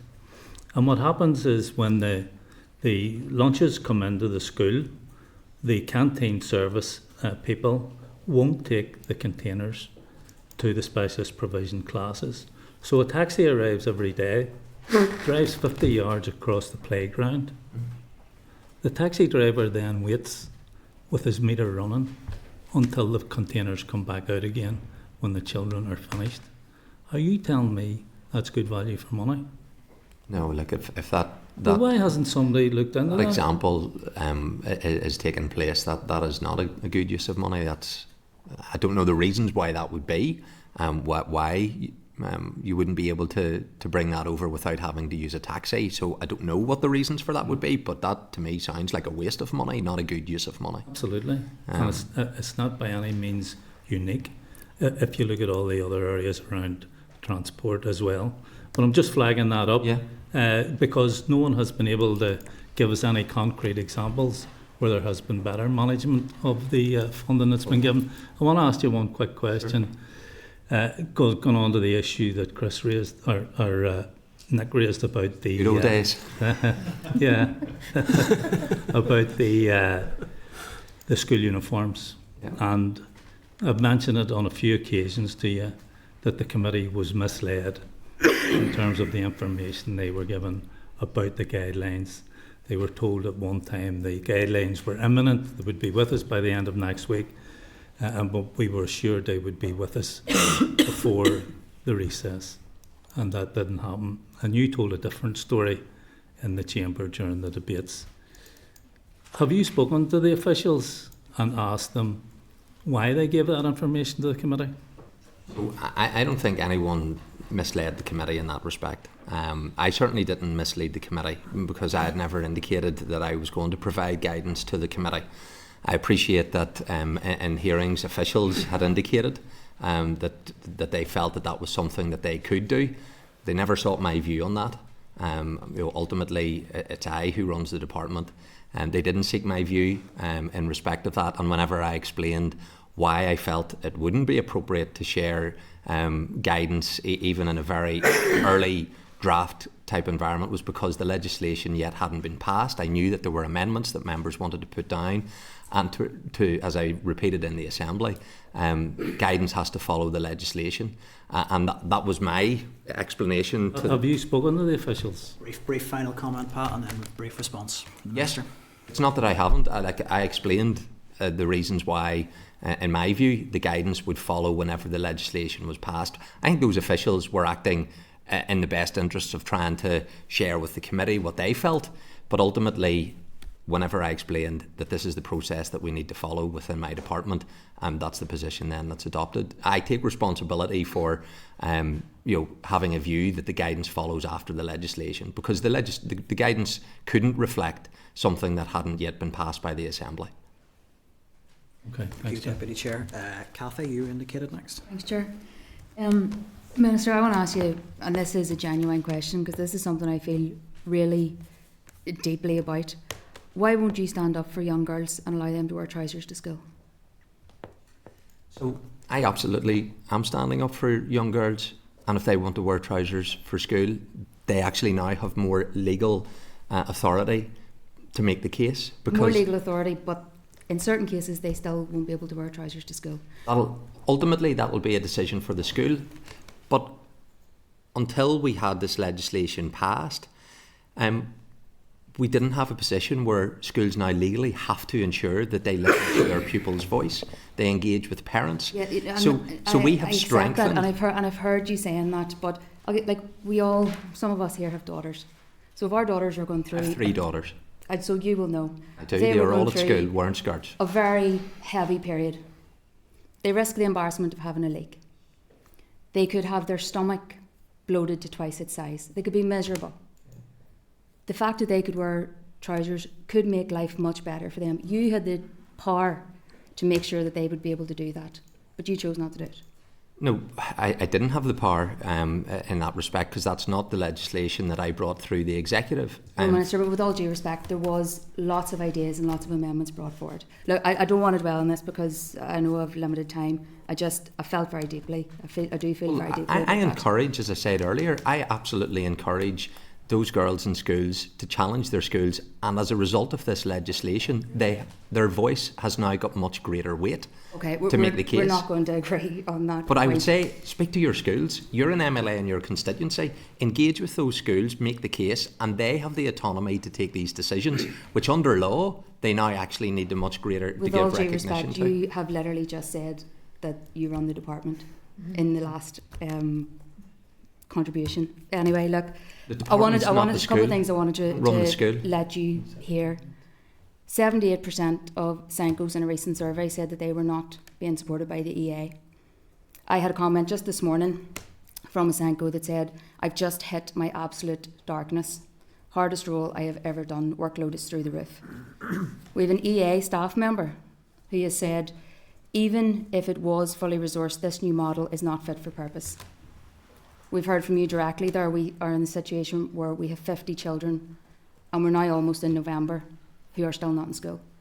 Are you content, as the Minister for Education, that this is happening under your watch? No, absolutely not.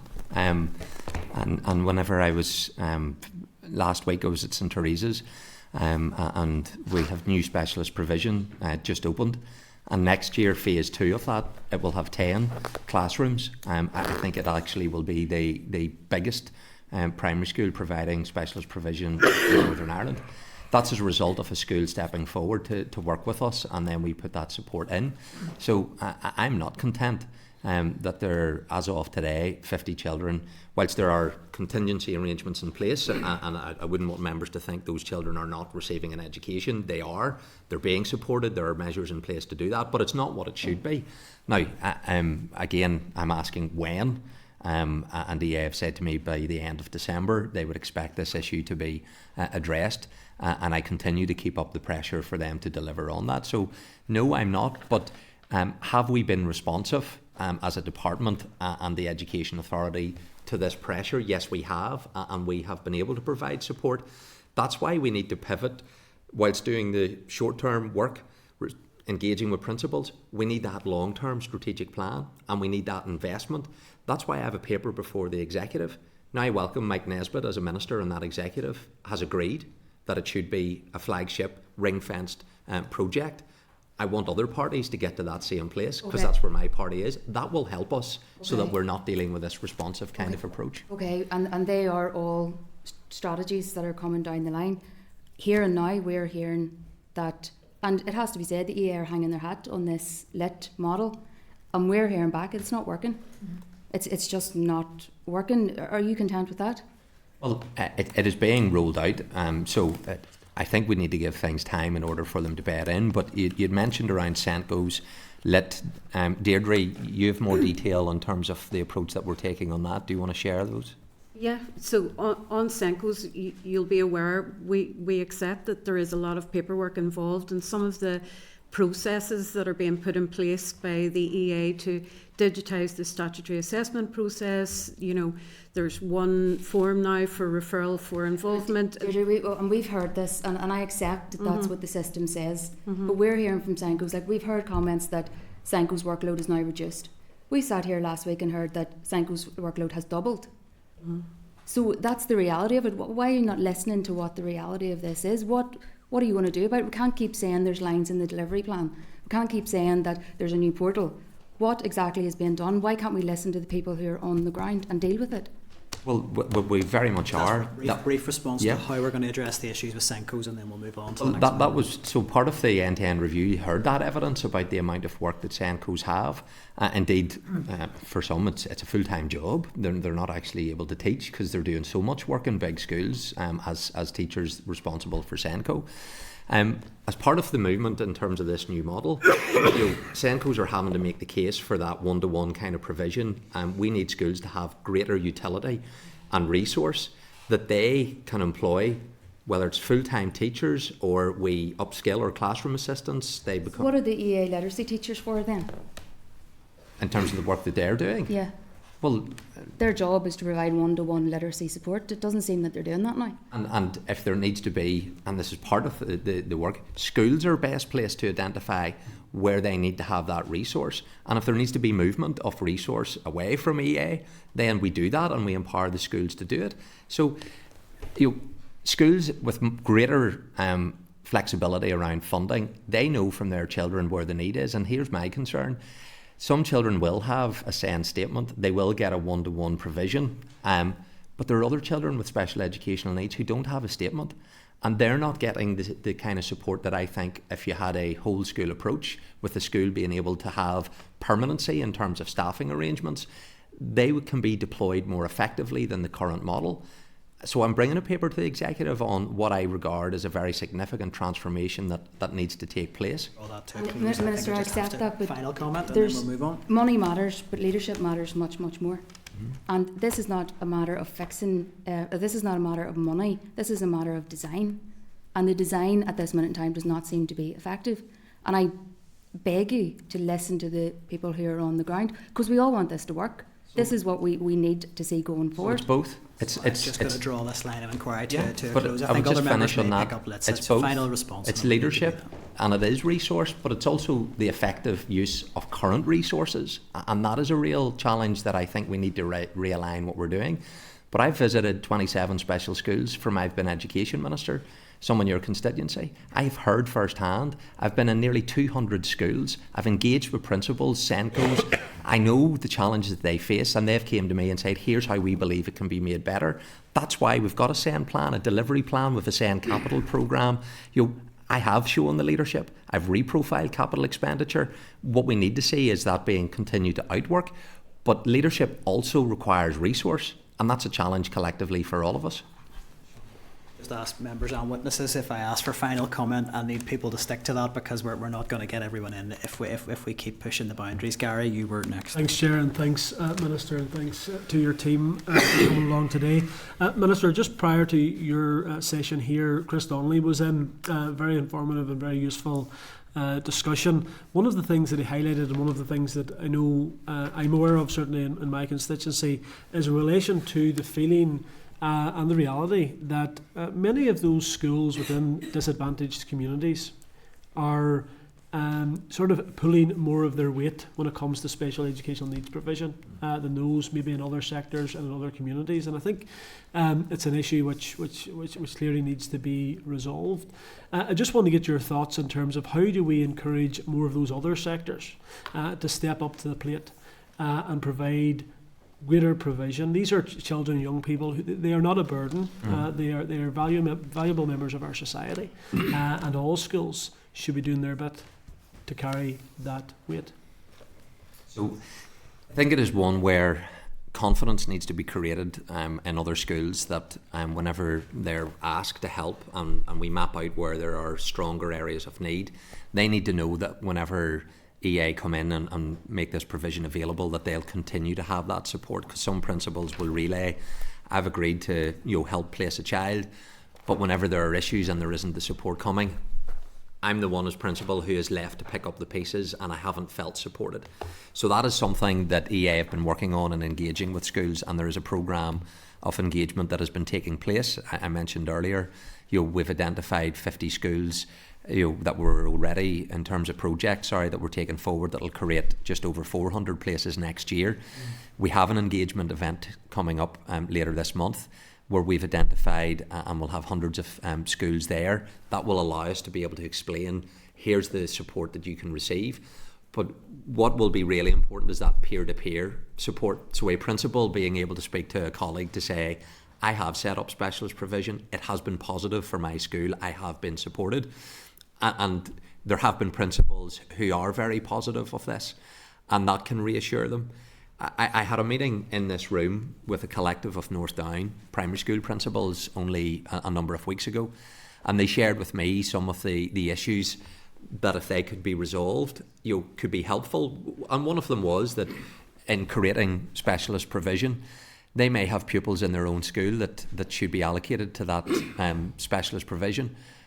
But yet, even though they create the capacity in their school, their own pupils won't benefit from it because of the way in which you're having to align pupils who are needing a place and the way in which that is prioritised. And those principals rightly said, if I knew that this pupil X was going to be allocated in this SPIM, it would certainly make it easier for me to take this on. Now, how we get, as I indicated to them, well, I have a Northern Ireland-wide responsibility, and I'm looking at every school trying to help. But I appreciate if you can't see the benefit for your one or two pupils, there is a bigger picture that we need to consider.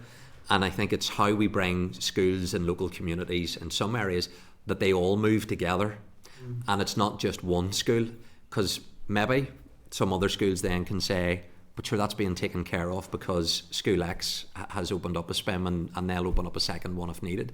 And I don't think that's fair to expect 26% of our schools to have this, because the need is right across Northern Ireland, and specialist provision is going to continue to be an issue which is the norm, not the exception. And that requires us to look at every school, regardless of their sector, regardless of what area they're from.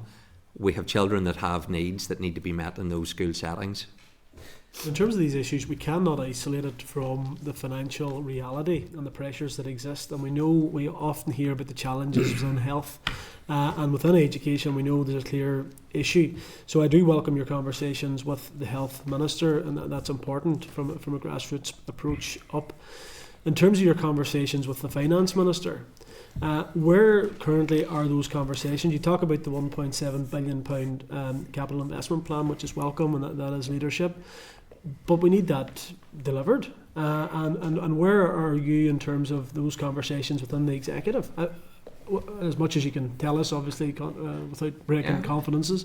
Well, I met with the Finance Minister at the end of the summer before the Assembly returned from the summer recess. We talked through a lot of the financial issues facing the department, both on the resource but also on the capital, and indicated the planning. And he rightly challenges me, where's your plan?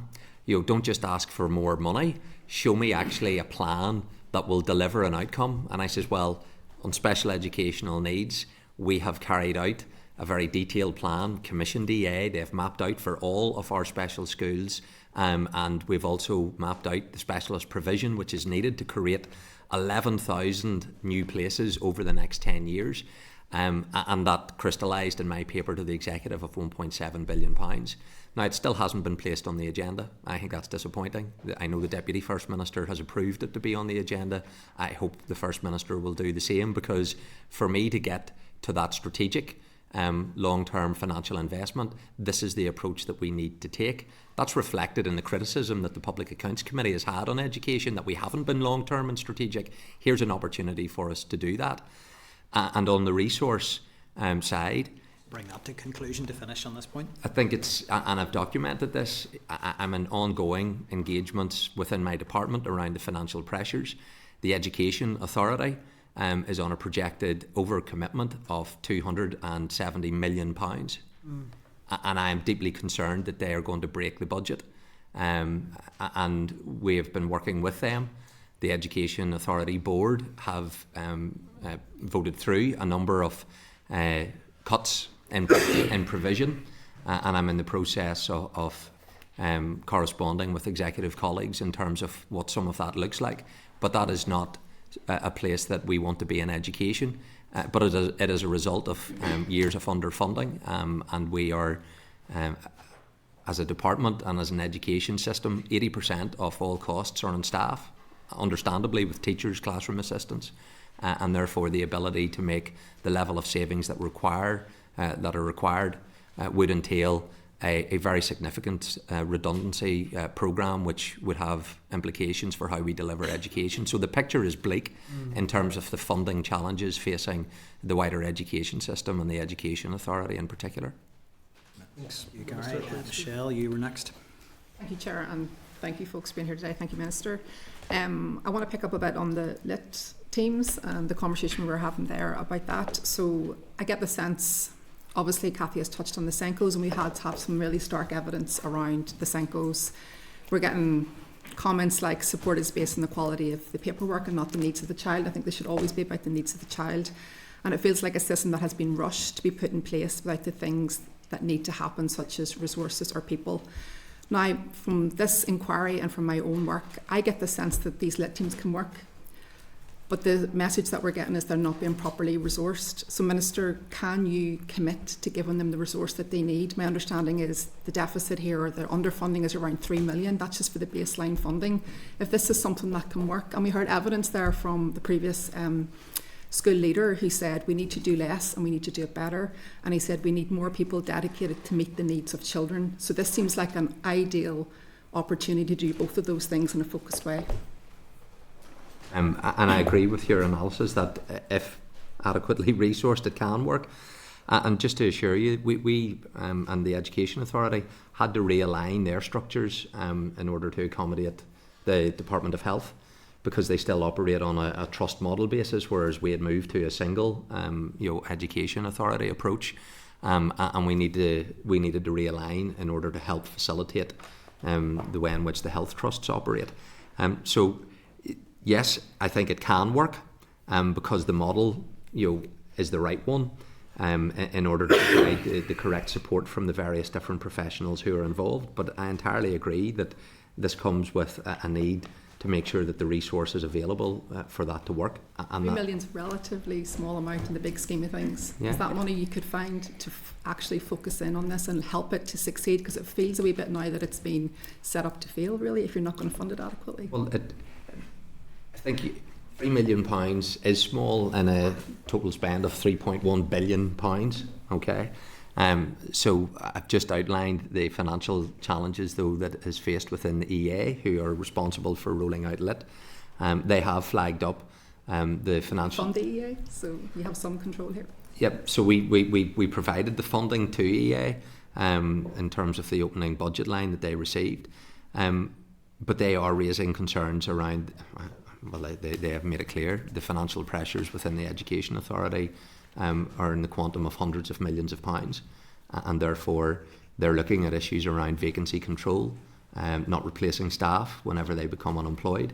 There are a number of different areas that they have been working through.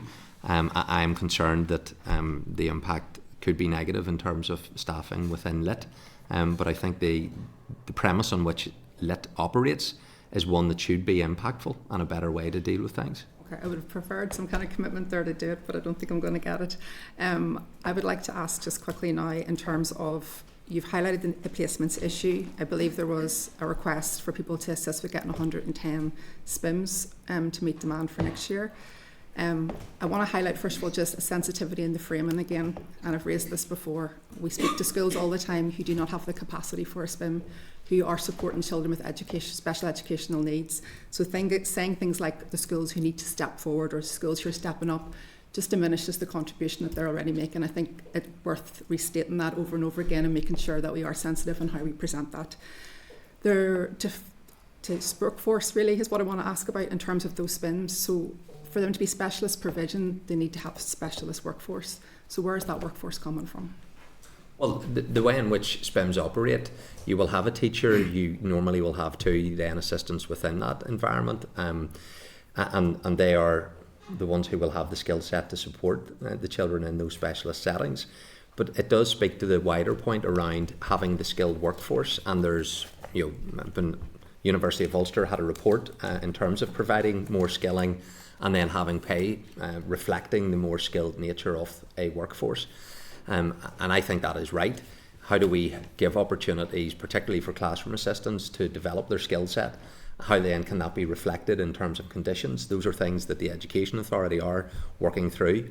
That is part of how I want to have greater utility of the classroom assistants, because I think there are many who do exceptional work, and I think they can do more within the right framework. We know that Largely they are on temporary contracts, and I think we want to be moving to much greater levels of permanency when it comes to the deployment of staff. That's why we need a better model for schools to have the funding in place with higher levels of certainty that funding is available for them to deploy in the recruitment then of permanent staff, and we can help them in terms of getting a more qualified staff, which then can be utilised within those school settings, not just within specialist provision. Okay, I've got one more area that I want to ask you a question on, and most people have gone outside the lines. It would need to be a quick gone question, outside the quick lines answer. of special education needs. So look, you know the case last week where there was 24 children missing in our education system. We know they're registered in school. We also know there's a cohort of children who we have no idea what that number is, who are not registered in school, who are not registered in independent education, who are not registered in home education. We don't have the facility now to provide the number of how many kids are missing in that context. Yeah. So I'm really concerned about that. I know you're doing some work on that. We know there's a huge vulnerability there for those children. So what are we going to do in this mandate to address that in terms of policy, guidance, legislation? What can we have some certainty by the end of this mandate will have changed so that we can start closing those gaps in the system? Yeah. That's a really important question. If I could ask to try and get to the answer just in terms of those specific actions quickly, just so that we can hear that. Officials are currently scoping out where there are gaps in legislation, because we aren't able to identify where parents are under the legal obligation in terms of education. And whenever you withdraw a child from education, we will know if a child no longer attends school because they've left. Yep. But parents are not under a legal obligation if they decide to homeschool. That's the first point of failure in the system then that we need to address. Well, so currently under the law, parents are not under any legal obligation to inform education authorities. They're not under any legal obligation to inform education authorities that they're going to homeschool their child, for example, and therefore there is a gap in knowing that information. So we're scoping out where is the legislative gaps in respect of trying to identify children missing from education. We've been scoping this for a year now, though. Are we getting any closer to getting some answers and some deliverables on it? Well, if there's legislation to come in this mandate, I think that is something that, I've said if we can do that, we should do that. But obviously there's a window of time that is closing in terms of how we take legislation through the Assembly. But just to assure you that absolutely, we're looking at what gaps there are and how can we address them. Draw that to a close. Cara, you'd indicated Thank next. you, Chair. Minister, thank you and to the panel for being here today. Mine is slightly out of the remit of SEN as well, but it does apply to, I spoke with a parent of an autistic child who is currently at one of the schools in Coleraine that are set to amalgamate. So my question pertains to the Causeway Academy, where it is, and some of the issues that we've had. For a number of teachers and parents of children who go to these schools, Coleraine College, North Coast Integrated and Dunluce, they feel the planning so far has been a total disaster. There's been lack of clarity, lack of public messaging. Initially the plans, Minister, were to have the school on a neutral site on the Lodge Road, and then we were informed in June that wouldn't be happening. Now the plan has now changed, and I've been informed that it will likely take place across 3 separate sites, which wasn't initially the plan. Putting the logistical issues aside, from an integrated education standpoint, Minister, and particularly for those children who attend these schools, who have autism, who like routine, who like certainty, where are we with this important project? What does it look like? Can you provide some clarity today? So I entirely agree in terms of the process where we are today, in terms of identifying where the site should be. And I've been very honest with people to indicate, the current proposal where they're operating on a 3-site model is one that is likely to continue. There's obviously a new principal that's responsible for this work. EA is engaging with them on that. Ideally, you would want to have a single site as the place for that to occur. However, I know whenever the costings were carried out by the Education Authority, and officials will correct me on this one, it was in the region of over £20 million just to provide a single site, and there just isn't £20 million available within the department's capital budget in order for that to take place. So what I would say is it's not acceptable, in my view, that this is where we are with these 3 schools having to operate still within their sites. I don't believe that is an outcome which is the best. However, it's also a reality of the situation that we're having to deal with. Suzanne Kingon has been dealing with this aspect of things within the department as well. So, Suzanne, do you want to just provide more detail? Yeah, I think just in terms of this project, and it is a wider issue about development proposals and having sufficient funding, of course, for any school operating on a split site is suboptimal, as the Minister indicated. But because of the wider pressures on the education capital budget, we unfortunately are not in a position where we have £20 million of unallocated capital available for individual projects. There's a wide range of projects. There was, for example, recent development proposal, for example, for Givan Senior High and those pieces. So we know schools should be on one side after they amalgamate, but we're facing such capital pressures, particularly around SEN. Our SEN expenditure has increased from the region of below £10 million per annum to close to £90 million per annum this year, and going up and up thereafter. We just don't have the money for individual projects. We're faced with a wider market position where not only have we growing demands on our capital budget, but costs have massively escalated, construction costs. So we're getting less bang for our buck as well. So our funding doesn't go as far as it used to. In a situation where we have to provide SEN placements first, because that's only right and proper. The children need to be provided with school placements. That's the most pressing need across the school system. That has to be prioritised. And unfortunately, we have dozens of projects that are advanced stages of planning, both new builds, extension and refurbishments, work coming out of development proposals, work in the Irish medium sector, that we don't have sufficient funding to take forward. And unless we get the ring-fenced executive programme that the Minister referred to earlier, most regrettably that will continue to be the case in the long term. Mm-hmm. I think parents I've spoken with are just very confused. The idea around amalgamation was brought forward, and then the very principle, the core principle of this amalgamation project was to have all different types of children coming together to learn and to improve educational outcomes. And now we're hearing about a 3-site approach, which is just really very confusing, and the desire is to be open for 2026. Is that still going to happen? What I'd say about the split site approach in terms of amalgamations, it's not optimal. Of course we want schools to be on a single site, but there are benefits from amalgamation that come regardless of whether you're operating across 3 sites. You know, you have improved sustainability, you've a consolidated teaching staff and senior leadership team. Children are able to avail of a better curricular offer. So many schools do successfully operate across split sites. So it's not the case that with this piece that there's no benefits to this amalgamation because they're not going on to one site. That's not the case. There are significant benefits, particularly around the curricular offer for children and young people. And even that idea of a larger staff where they're able to have subject teams and things like that in place across the schools. So there are significant benefits. We have to work through this project. We have to get a solution that is affordable and that can open in 2026 be delivered. For certain. Well, in terms of the way it's going to operate, like it will be operating as a new school, but it'll be on a likely a split site. So 2026. Just final comment, Cara. Yes. And what I would say is, well, it's not acceptable, but it's also not unique. I visited quite early in office a school which operates, I think it's across the three schools. It was Lacal, I think it was, and they're in that very same position.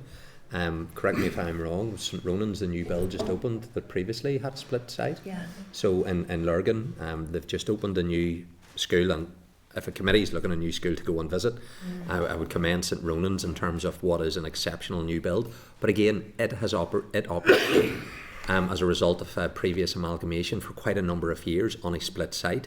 So I accept up in Causeway, it's not acceptable. It is suboptimal, but it's also unfortunately not unique.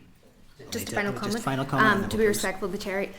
Minister, thank you for your answers. I just want to note while I'm here, Coleraine has an extremely high level of child poverty. We have nearly 50% of our young people on free school meals, and our educational outcomes in that area could desperately need to be improved, and we need your department on side to do that. And I would just say any opportunity that you have to engage with teachers, principals and parents in that region about Causeway Academy is desperately needed.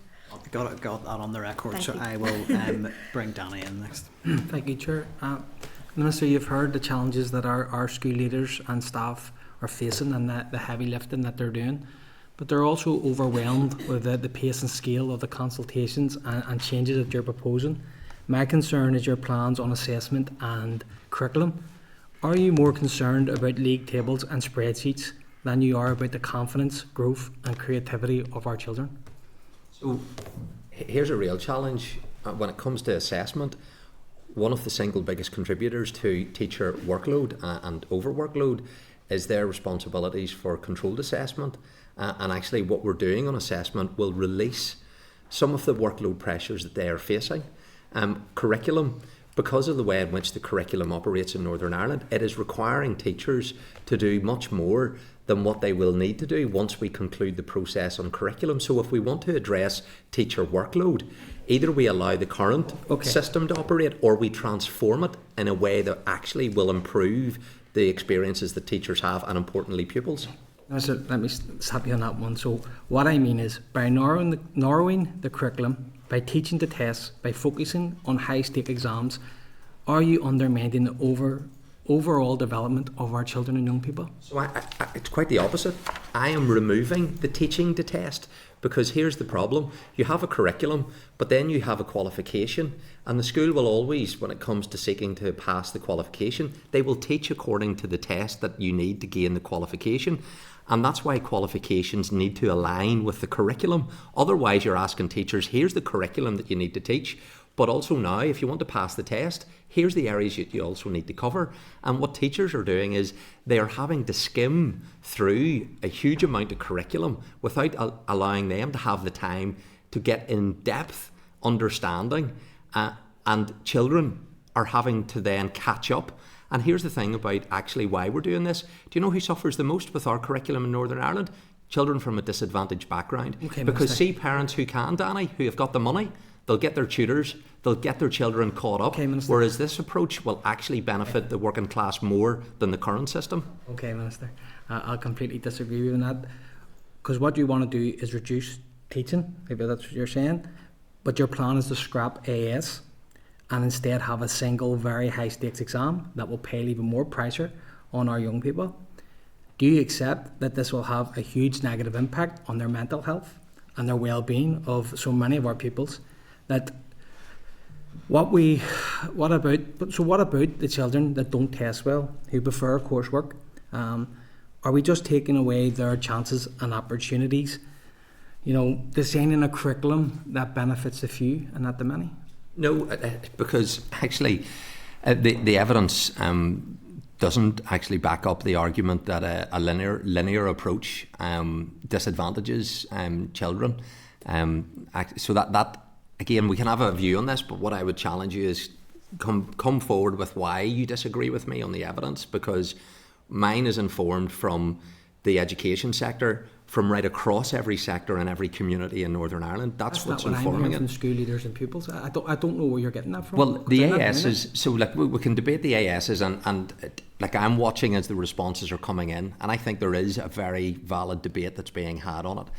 But if we're talking about pupil welfare and anxiety, children who are carrying out the more modular approach and not linear get tested in year 11 rather than year 12. So there's more examinations, more pressure put on them whenever they're only in 4th year at school. Then they'll sit more exams in 5th year, ASs, they'll sit in 6th, lower 6th, and then some of them will resit, indeed quite a number of them then resit the same tests to do it all again in upper 6th. So for 4 years, we are demanding our pupils to go through revision, mock examination periods, tests, and do you know what else that eats up? They get a second chance when they're resitting. But it takes them out of the classroom because they're no longer being listening to teachers. Testing, but you ignore the fact that academic selection warps our whole education system, and we're testing children and calling them failures at the age of 11. And you champion that. You aren't challenging that. You aren't trying to change that part of the education system. So it's hypocrisy to then to say that you're trying to take away testing later on down the line. It's just not. This doesn't stack up, Mr. So I really welcome this discussion. I appreciate it's not on saying, but what I would say on... But it impacts, but it really impacts on our children with additional needs, because the curriculum, the way you're going to set doesn't it work. The way you're going to set it, it's going to make it even harder for them, because you're putting it all down to a high stakes exam later in and not having that assessment throughout their pathways. Not the case. So actually, as part of the reform of the curriculum and what Lucy Crean identified, the Northern Ireland curriculum as it currently stands is disadvantaging children with special educational needs. It's also disadvantaging children that are going through the medium of Irish.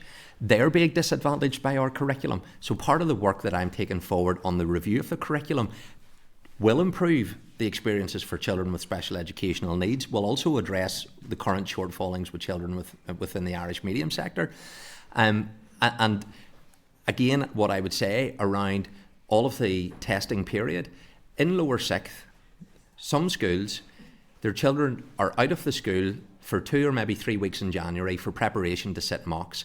Then the ASs are sat in May, and those ASs are completed in May. Some schools don't bring the children back in for the whole month of June. So they've missed out on at least 7 weeks on some occasions. It gives them a second chance. If the example, but Danny, you're putting it all down to if you want children, you're going backwards. But you want more testing. Sorry, Danny, Minister. I want more opportunities for our young people to be Danny, child-centred. Yeah, just to say we are running out of time. I think this is a really important conversation the committee needs to have, and I actually, whenever we get the briefing from officials on the proposed plans on this, I think this is a really, really important conversation.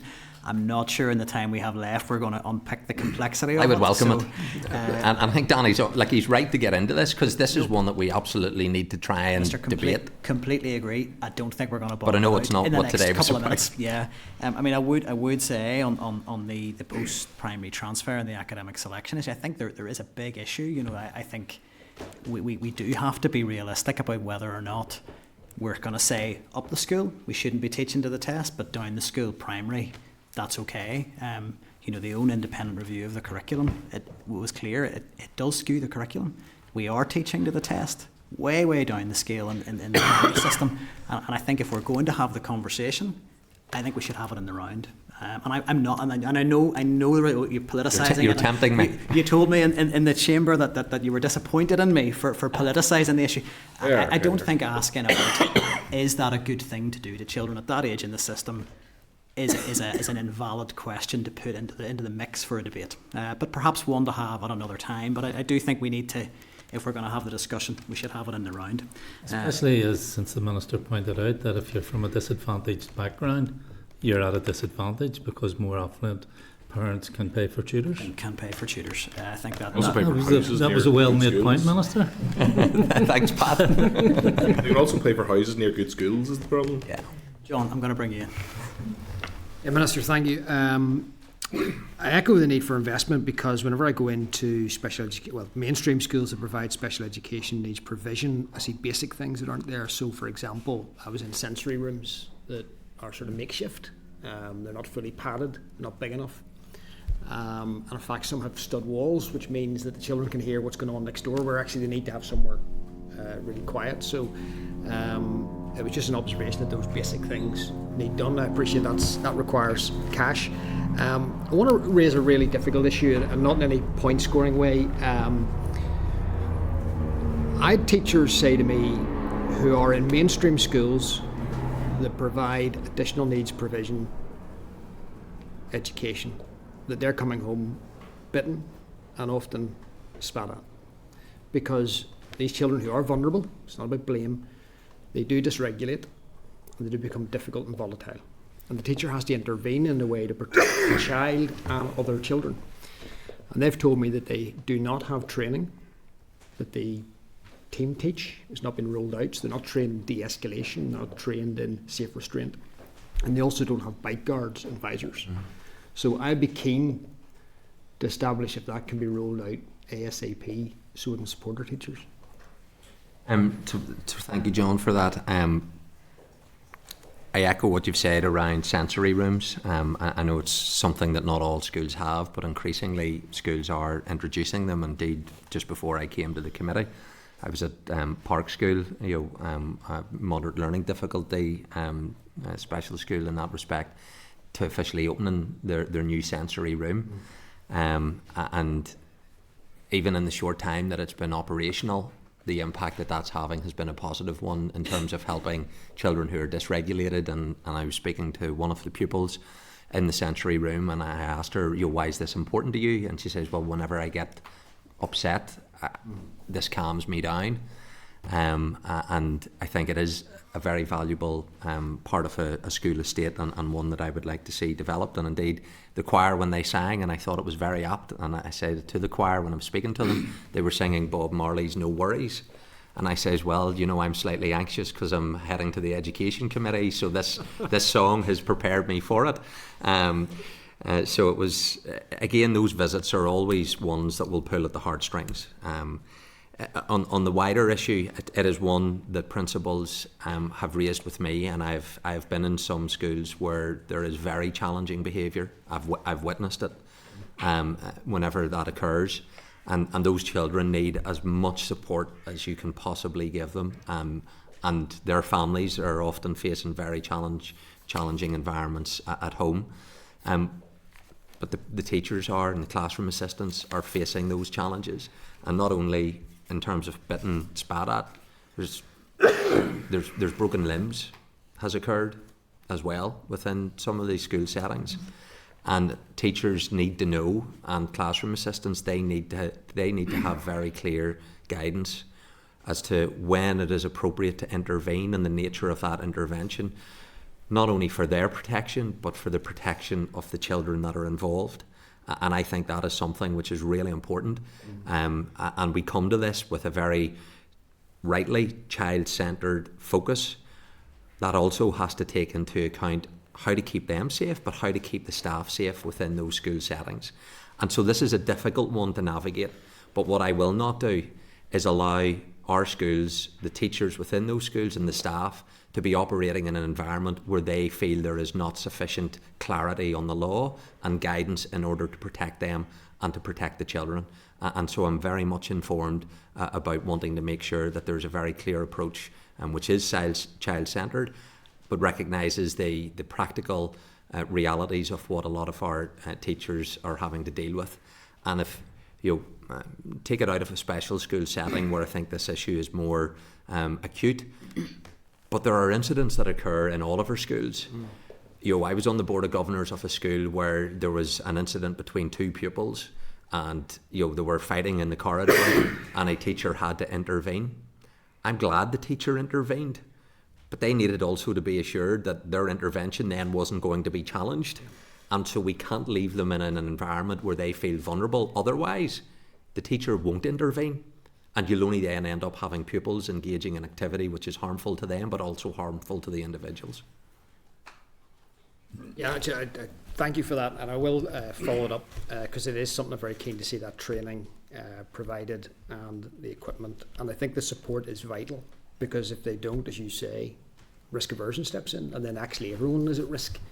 The final one I want to look at is just outside of special education needs particular. There's an issue in my constituency last week with Harryville Primary School, and that is that, I don't know whether it was leaked, but the BBC got hold of the tracer alert that says 48 children were currently outstanding from education, 24 were in Harryville.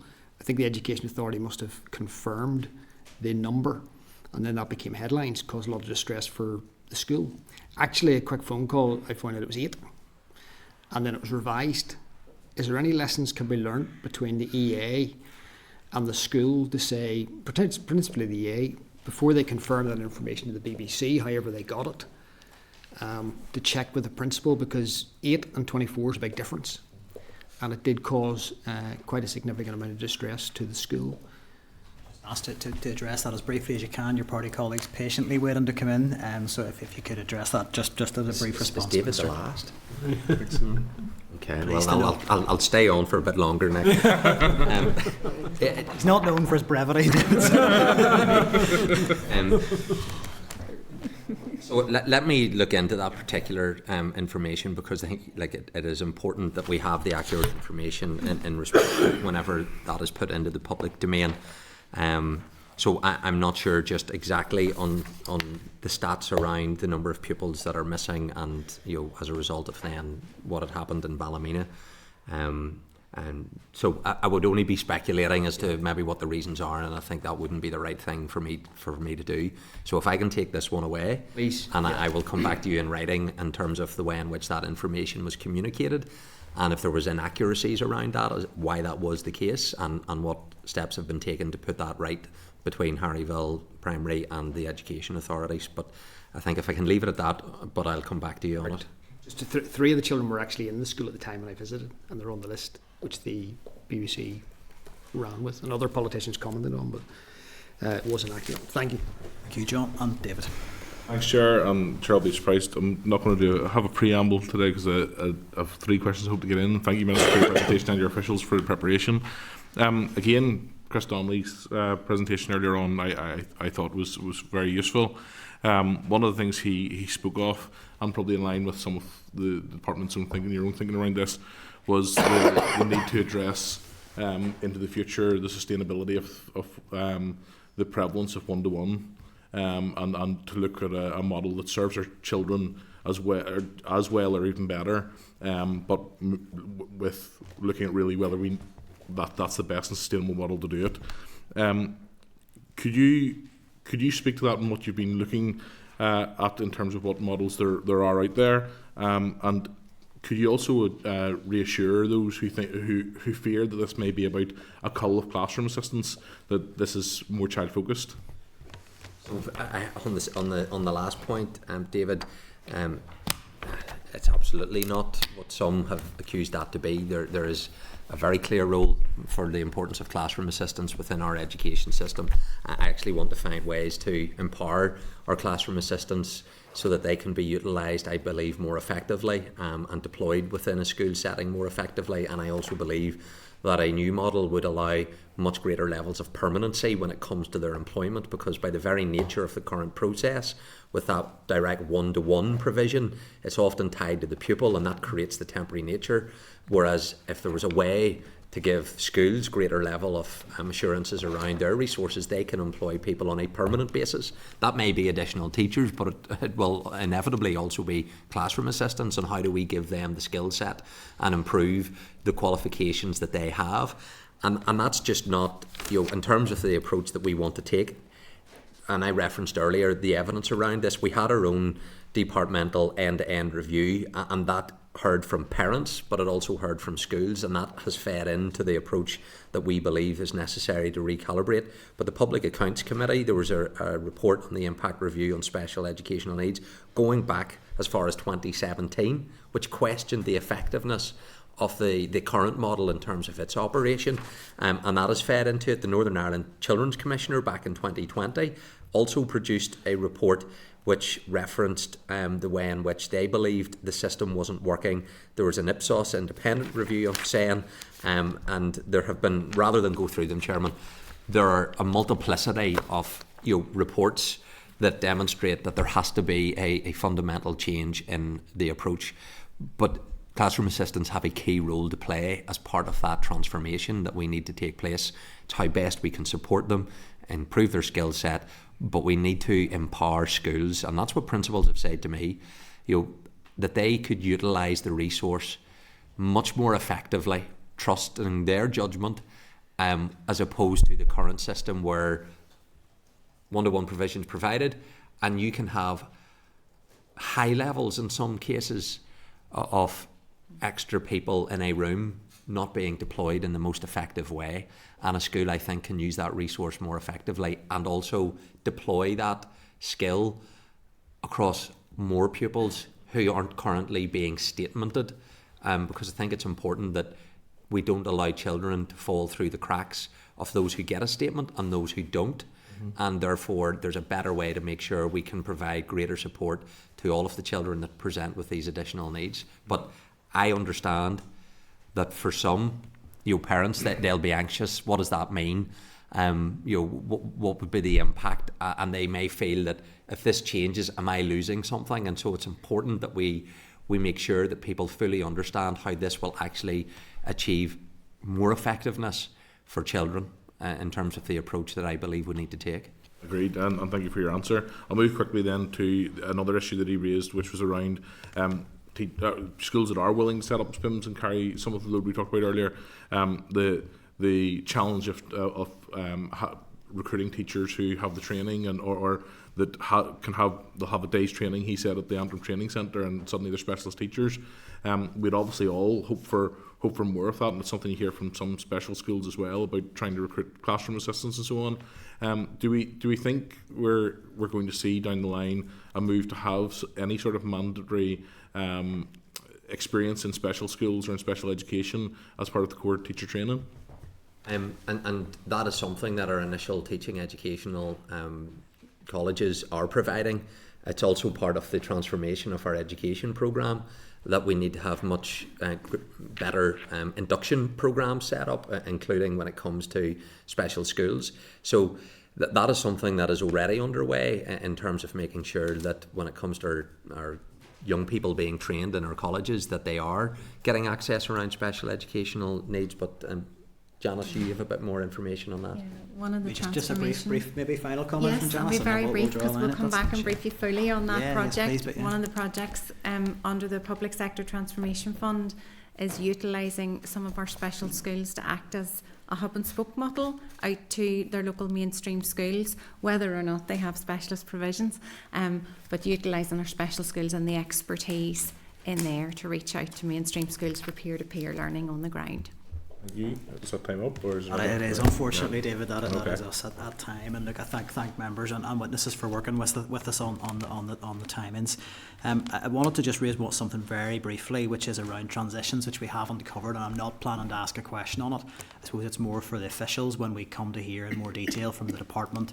If we could hear around some of the planned work around delivering that process better, because I'm conscious that we've focused a lot on system-wide issues, but we've maybe not got to that sort of near the end of a child's educational journey in terms of what the transitions planning looks like, particularly in that 14 to 19 space, and if that's something that could be covered around the wider transformation agenda, if that's something that could be facilitated. And just to assure you, Chairman, that the Economy Minister brought forward a paper that the Executive approved very recently, in terms of the kind of transitions and post-19, and my department, there's a number of recommendations within that, and to assure you and the committee that we are fully engaged in that process.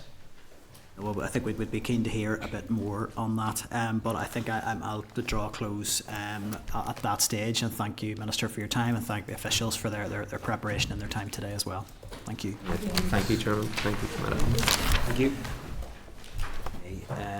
Members, so just while Minister and officials are making their way out, we'll just check in really on the two evidence sessions that we've had, if there are any actions arising, or if we're content to note all of that. We've got a Hansard record for the inquiry evidence. I mean, I would propose we note it at this stage. There were a couple of things where individual members were maybe undertakings to follow up directly, which we can pick up on. We agreed to move on that basis. Great. Okay, item 8 then on the agenda is the end of session report. So I draw members' attention to the draft end of session report, which is at page 66. I'm happy to open it up for members' views. I would just make an initial point myself. I think there may be a couple of tidying up things around formatting and numbering in the contents page, and maybe some editing comments that are still in there that we want to just make sure that, subject to those being tidied up, I'm content to propose that we go ahead with that draft end of session report, unless anyone has any other comments they wish to make. Agreed. No, agreed. Item 9 then is correspondence. So I would refer members to pages 82 to 108 of their packs, and then also correspondence that has been tabled in your tabled papers. So there's a summary note as normal, page 82 in your packs. I'll just highlight those ones that maybe need a committee decision or discussion. Everything else will then be dealt with as per the summary note if we're agreed. Item 9.4 on page 92, it's correspondence providing research from the Simon community on childhood adversity and homelessness and some of its links into education. And I would want to suggest that we look to schedule an informal oral briefing on that report if members are agreed. Yep. Item 9.5, it's a response from the Minister of Education. It's a written update on the Careers Action Plan. Maybe just to check with the clerk, but my understanding is we have sought a briefing on the Careers Action Plan from officials. It will be the new year, I imagine, but I would suggest we note that and pick up any of the material in it for that briefing, if members are agreed. Right. Item 9.7, page 10 of tabled papers. It's a response from the Department of Education to concerns regarding the governance at Assumption Grammar School.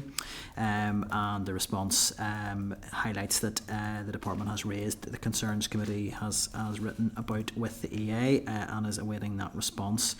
Are members in the first instance content to note that response and share it with the correspondents who had highlighted some of the issues with in relation to that particular school, but also I would suggest we go back to the department. We are waiting for the EA response to our inquiries also, but I think it would be reasonable to ask that we get sight of the EA's response to that, given the seriousness of the issue, if members are agreed. Agreed.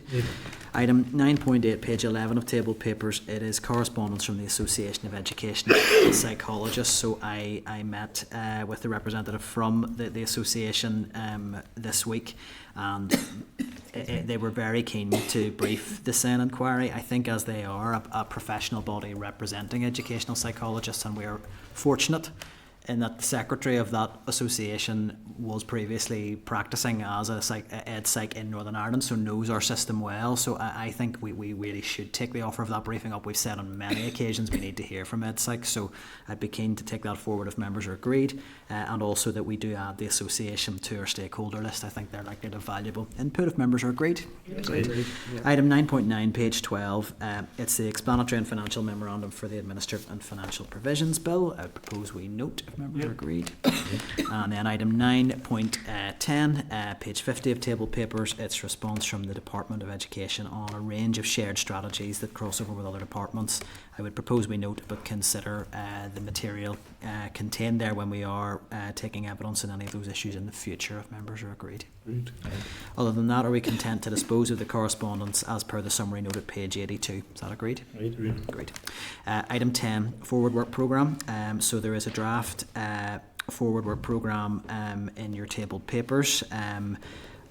Ask the clerk to it, I think, fairly briefly. I think the inquiry evidence sessions are shaping up through those. We're now clear we're going to hear from the department once before Christmas and then in the new year. I'm hoping Clark and I are working together to any of those 3 briefing sessions that are in there. We are working to reschedule those and move those around just to provide assurance on that. I think today indicates 2 is our max, or we simply do not get through the evidence. So I think Michelle's looking to kind of just let the clerk speak to it, and then I'll bring Michelle. Yeah, I was just going to say about the 12th of November we'll have to do some kind of rejig, because the officials are proposing to do an hour on budget generally, October monitoring, and then another hour on Stroll. So I think there may not be capacity, I think, to move the curriculum briefing, as those are external witnesses. We may need to move possibly, I think, the Stroll briefing to another session. I don't think there's any point trying to rush through those 2 issues on the finance briefing and Stroll. So if members are content with that. Okay, Michelle, did you want to come in? Yeah, just in terms of stakeholders for the inquiry, I met yesterday with representatives from the Irish medium sector, and there's quite a specific need there, and I think it would be great to hear from them as part of it. You can choose the appropriate way to do that, but I think it's definitely an aspect that we need to hear in part of the inquiry.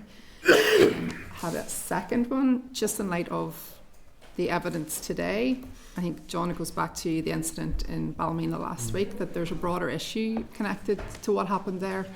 The 24 kids illustrates a problem in our system, but there's a much bigger problem in our system, and like the Minister indicated, perhaps there would be the need to try and progress some legislation on that. Just to emphasise how important this is from it's minutes from a departmental meeting where they highlight that not having these systems in place, that there are children at risk of being sexually exploited. We don't have systems in place to manage that. And I think that it's something as a committee we should take an interest in, and we should seek to bottom out.